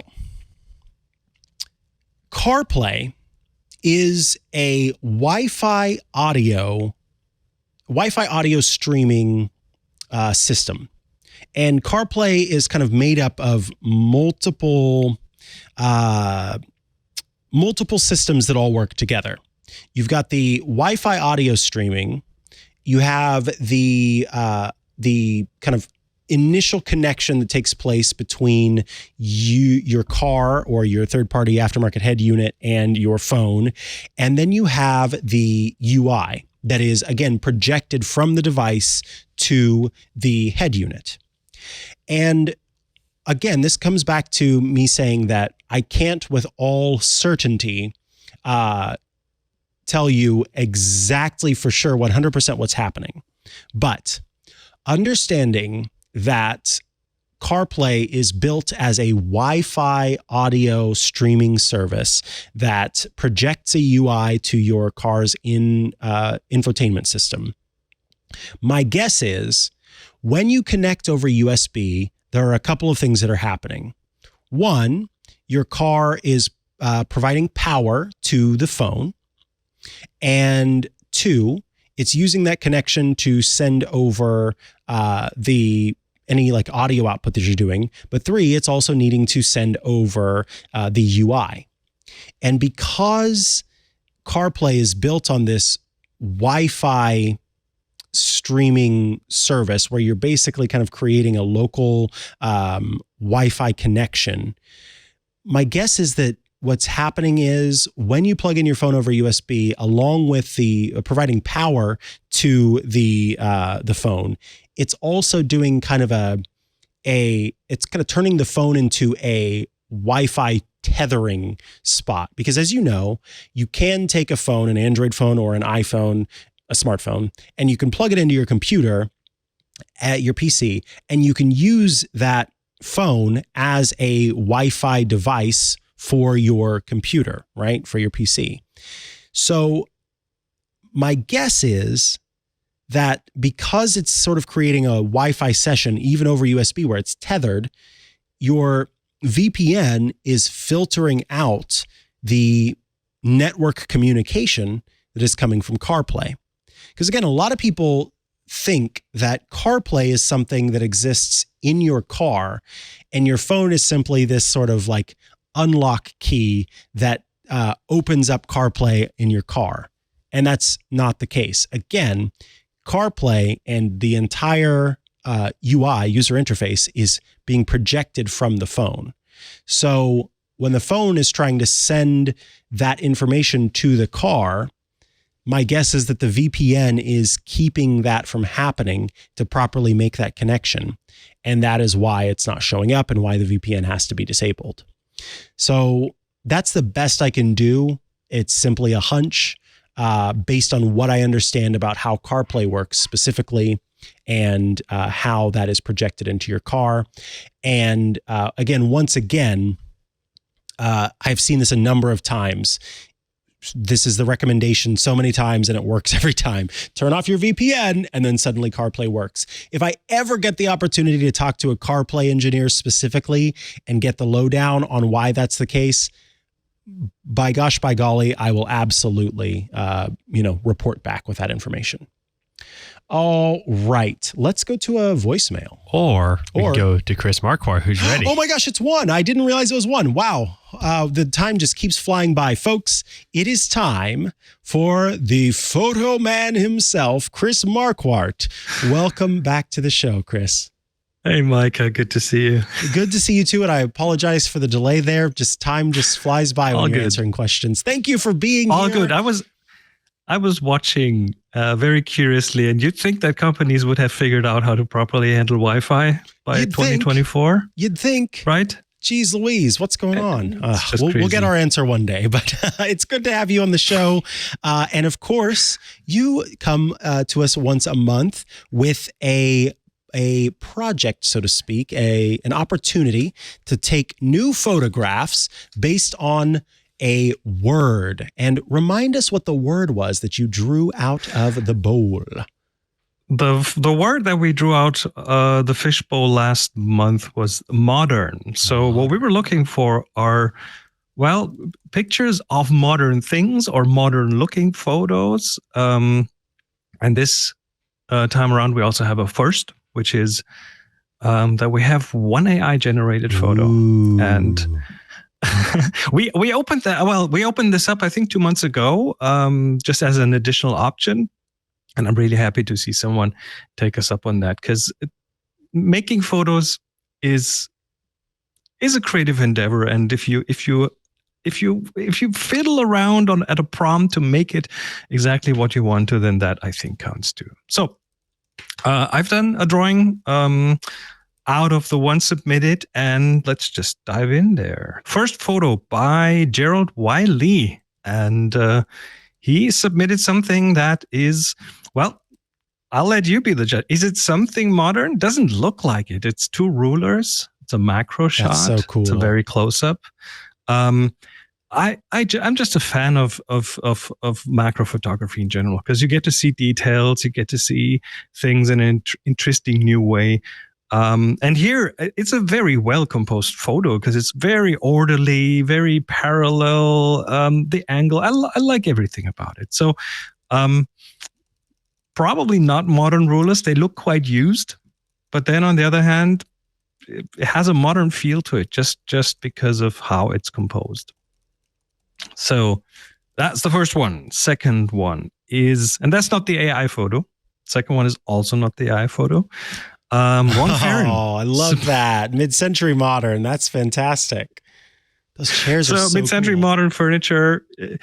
These chairs, these colorful chairs out in front of the shop, probably were modern back in the 60s, I guess. Maybe. You're like, maybe even then they weren't that modern. But then, of course, things come back, and it's an idea of modern. I like the way it's colorful. Also, like one specific thing about the composition of the photo, because it's a very busy picture, right? You see lots of things in there: the storefronts, the signs, this umbrella back there, lots of writing, lots of colors, but it still has a tidy feeling. And the reason is because the photographer kept things parallel. If you look at the vertical lines in the building, they are parallel to the edge of the frame. And that gives the whole thing a bit of a tidy feeling. If you tilt the camera back or forward, then those lines will be all wonky and it will look more like a snapshot. And this one looks more like a deliberate photo because of that. Can I ask you something? And maybe this isn't something that you would do, so feel free to say no. So I always struggle when it comes to cropping photos and feeling like either I've cropped in too much or I've not cropped enough, and knowing what seems to be sort of acceptable and agreed upon when it comes to cropping out things that are or aren't in the photo. So if we can go to that photo, for example, right there on the right of the photograph, and John, can you show it? Yeah. In the very back, there's that sign that says like Mariner or Barner or something. There's the red sort of roof thing, and I can't. That's a bit distracting, isn't it? Yes, and not only is it distracting, but it's kind of cut off in the photo, right? It's not the whole thing; Right. it's just a part of it. So what do you recommend? Because you talk about, and it's so true, the way that it's parallel, that gives it a clean look, but the cropping kind of leaves me wondering kind of what's behind. And then I end up with a situation where I'm going, well, now I wish the photo was 3 times taller so I could show the whole build. You know what I mean? And the bottom of those legs are cut off in the chair. And I'm going, should the full legs of the chair be in there? How do you make choices when it comes to cropping? Well, it's your first impulse very often to go really wide angles, so you have everything in there, and then you let the viewer make the choice of what is interesting in the photo. But then, of course, you end up with lots of things in the photo. So let me give you a method. There's a method for cropping a photo that works wonders for me. And I call this the inside out crop. You know, like in your software, how you draw a frame to crop into something. Mm-hmm. Now imagine you start with a very tiny crop window on top of what you think is like the most important thing in the photo. Okay. Right. So you in case of this photo, you would put the crop right on those chairs. Mm-hmm. And then, because those are kind of important, right? Yeah. And then absolutely. But then what you do is you set it up in a way that you don't see the outside. So you only see black on the outside and the chairs. And now what you do is you pull out to one side, you open it up a bit, you crop from the inside out, and you open it up to the point where you say, yeah, that's still important. And then something creeps into the picture, and that might be the umbrella. And you go, I don't like that. And you go back in, and you do this into all the 4 directions. You open up the photo, and this tends to give you photos that are more like focused on the important thing in the picture without having too many distracting things in there. So inside out good. Crop. You can do this on your phone as well. So just crop in really tight and then open it up in all directions bit by bit until you are happy. And as soon as you're unhappy because you added something to the photo that is superfluous, just back it up a bit and you have your crop. I love that. That's a fantastic tip. Thank you. Works out almost all the time. And you tend to lose a lot of your photo, but then today's cameras have like decent resolution. So not a big deal. Definitely. All right. Is it time? Last one. Last one. Oh, yeah. So one more photo. The AI photo. Woo! Which, again, I'm strictly speaking, is not a photo, but it is a picture. And Vibeke Fries submitted that, taken with Firefly, which is the AI system built into Photoshop. It says a modern red car speeding in a street with modern shops either side. I think that was the prompt. And isn't it modern? It is very modern. It's also very dramatic. So we're looking at a night shot. We're looking at the car coming at the camera almost. You can see these speed lines. So everything is a bit like, well, it's dramatic. I like one detail that Vibeke Fries added there. And it also showcases one thing that a lot of these AI systems still have issues with. If I zoom in on the license plate, it says Laporte.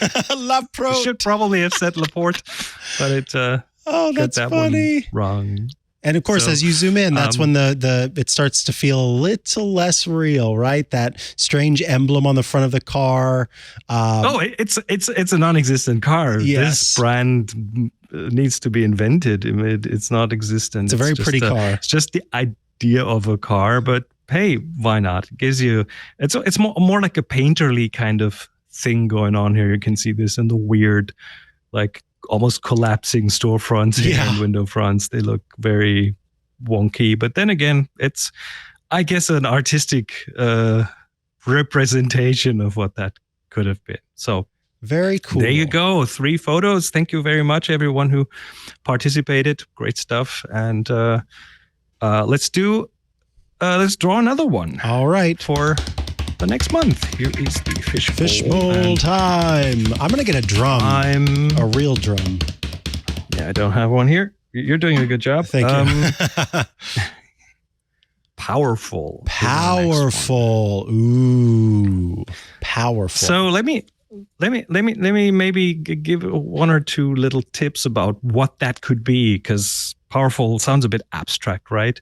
So I think, of course, you can shoot something powerful for this assignment. That's in the eye of the beholder, something that you think is powerful.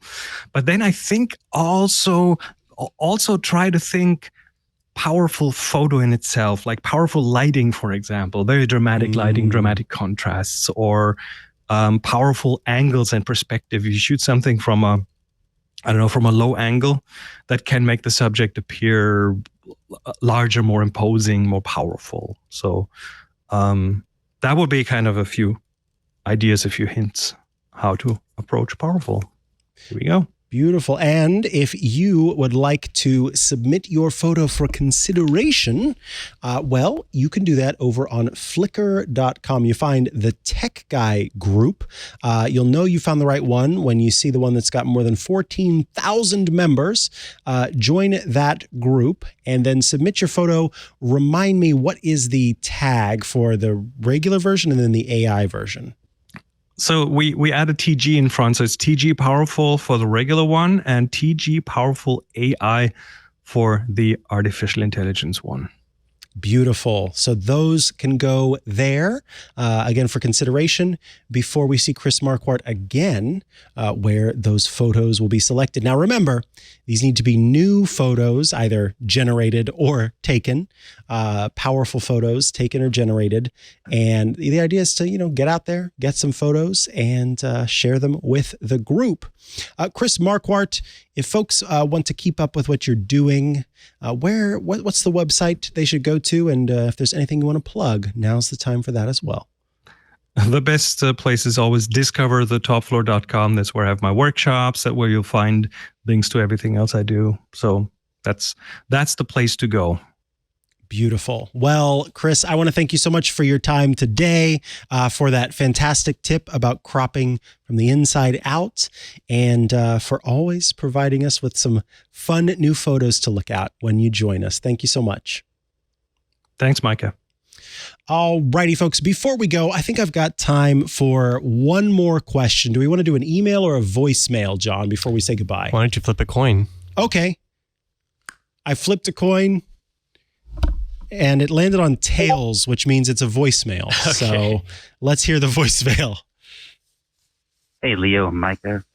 This is Abe Martinez from Oklahoma, Lawton, Oklahoma. My question is regarding syncing of Apple Notes.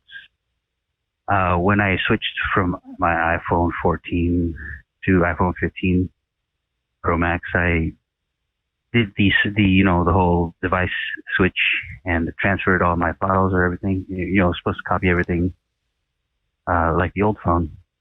But only recently did I notice that on my notes, some of my PDF files on my notes didn't sync over. So when I was looking for my health insurance card, it wasn't there. It just had the note, but it was missing the PDF file. So I was wondering if you could help me out with that. Yeah, so this is, I heard this, and when I first heard the voicemail, because I listened to it before the show, I thought, oh no, that's not good. Obviously, that you don't have all of the stuff that you've put inside of your notes in your notes, that you've upgraded phones, you switched to a new phone. All of that stuff should have been uploaded to iCloud, and then brought back down to your local device. So I have a few thoughts on what's going on here. First and foremost, in the settings app on your iPhone, you want to scroll down to the notes section, which is in the kind of built-in apps that you have on your iPhone. And you want to make sure, and this is the case, unfortunately, for the previous iPhone that you had, look and see if you have On My iPhone account toggled on. If you do, then it's likely that you had the On My iPhone account toggled on your last device. And the On My iPhone account is a local account that does not get uploaded to iCloud. So it is possible that some of the notes that you created, if you had that turned on, were just local to that device and therefore did not sync via iCloud to the new device. Secondarily, you want to check your default account option, because if you have it, if you are logged into your Gmail accounts or any other kind of mail account that you might have, what you might not know is that many of those accounts support a notes functionality of some sort that syncs as part of your login. And so with default account, you can choose iCloud, but for me, I can also choose any of my two accounts or my Fastmail account, sponsor the show, as one of the options, because they too are able to sync notes. So check to make sure that the default account is set to iCloud.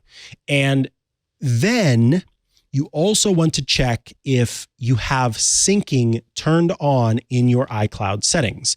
So with that, you would go to the settings app, you would tap on your Apple ID banner at the top of the screen, and then you would choose iCloud in that settings page. And then under apps using iCloud, tap Show All and make sure that Notes is toggled on. One thing you can do is you can consider toggling this setting off and back on again to see if it just simply didn't pull a sync. But before you do that, I would recommend that on a PC of some sort, be it a Windows machine or a Mac, go to iCloud.com, log in, go to the Notes app on iCloud.com, and see if you can find that PDF stored there. Because it's often the case that the online iCloud account is closer to what iCloud in the cloud actually is storing. And that is often the place where you go to restore things that are not available elsewhere. And so it could be that that shows up there when you didn't have that functionality otherwise, or rather didn't have that file otherwise locally on your device. And in fact, if I remember correctly, there is a data recovery option. And so it could possibly be that you can go, so you go to iCloud.com and you go to the data recovery section and you choose restore files. Now, this typically is only restoring stuff in iCloud Drive, but it's just something to try, just to check if you can get it from there as well.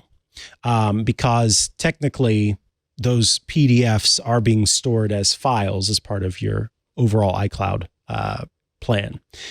The last thing I'll suggest, though, is that you consider having another place that you're also storing these files, particularly PDFs, even if it's just maybe in your iCloud Drive Documents folder, not just in the Notes section, just to have a backup in case this ever happens again. But yeah, my concern is especially if you upgraded phones and you traded in the old one, and you no longer have the old one, and it was an On My iPhone account, unfortunately, that stuff is not retrievable at this point, unless you did a local backup of the phone and not an iCloud backup of the phone. But it sounds like you did an iCloud backup, and so that could be an issue. I, in almost every case, have that on my iPhone, on my iPad, on my Mac local account thing turned off because I want everything to sync. I want it to all be available across all of my devices. That's only if there's ever a device that you go, the stuff that I create here, I just want to be stored here and nowhere else, that I think is worth having on. Otherwise, I think that's worth turning off instead. So Abe, thank you for calling, and I wish you the best of luck with your Apple Notes syncing. Folks, that is going to bring us to the end of this episode of Ask the Tech Guys. I do want to mention before you go, a couple of things. First and foremost, you can head to twit.tv/ATG to subscribe to the show in audio and video formats. You'll find little buttons that say subscribe to audio, subscribe to video. You choose your podcast provider. You'll be able to get it there. It's also the place where you can find show notes for the show. So any of the stuff that we talked about on the show, we try to provide links to all of that for you. If you are interested in getting in touch with us, there are multiple ways to do that. During the week when we're not live on air, you can call 888-724-ATTG or 888-724-2884. That phone number will let you leave a voicemail so you can ask your question and have it played back, and we'll answer it that way. You can also email us at atg@twit.tv. That email will get you in touch with us. You can send text, you can send audio, you can send video through that means. And then, of course, while we're recording the show, that phone number, 888-724-2884, is how you get into the Zoom to ask your question via a phone call. Via video or audio with Zoom, you just head to atg.twit.tv on your phone or your computer to get in touch that way. Consider joining Club Twit at twit.tv/clubtwit. When you join the club, you gain access to some pretty incredible benefits for $7 a month, $84 a year. First and foremost, you get every single Twit show ad-free. It's just the content for you. It's a wonderful ad-free experience. You also gain access to the Twit Plus bonus feed that has extra content you won't find anywhere else behind the scenes, before the show, after the show. Special Club Twit events get published there as well. So as a new person joining the club, you will get access to a back catalog of great stuff in the Twit Plus bonus feed, plus the Discord server, a fun place to go to chat with your fellow Club Twit members and also those of us here at Twit. It is always on and poppin', as the kids probably don't say anymore, in the Club Twit Discord, all available, twit.tv/Club Twit. Joining the club also gets you access to the video versions of our Club Twit shows. The Untitled Linux Show, Hands on Mac, Hands on Windows, Home Theater Geeks, iOS Today. Those are all shows in the club that are available to the public as audio. But if you want the video versions, and we think those tend to be the best versions of those shows, you got to join the club to get those. Along with that, there's one more benefit coming soon. You, as a Club Twit member, will be able to come watch a recording of This Week in Tech. If you would like to join us Sunday, April 7th or Sunday, April 21st, become a member of Club Twit and then head to tickets.twit.tv where you can sign up to get your ticket. Those seats are going fast, so you want to sign up. You'll need to use the email that you used to join Club Twit. That's how we can confirm that you are indeed a Club Twit member. Thank you for your support. Thank you to those of you who are Club Twit members. Again, twit.tv/Club Twit. And we will see you again next week for another episode of Ask the Tech Guys. All that remains is to remind you out there, have a great Geek Week. Bye-bye.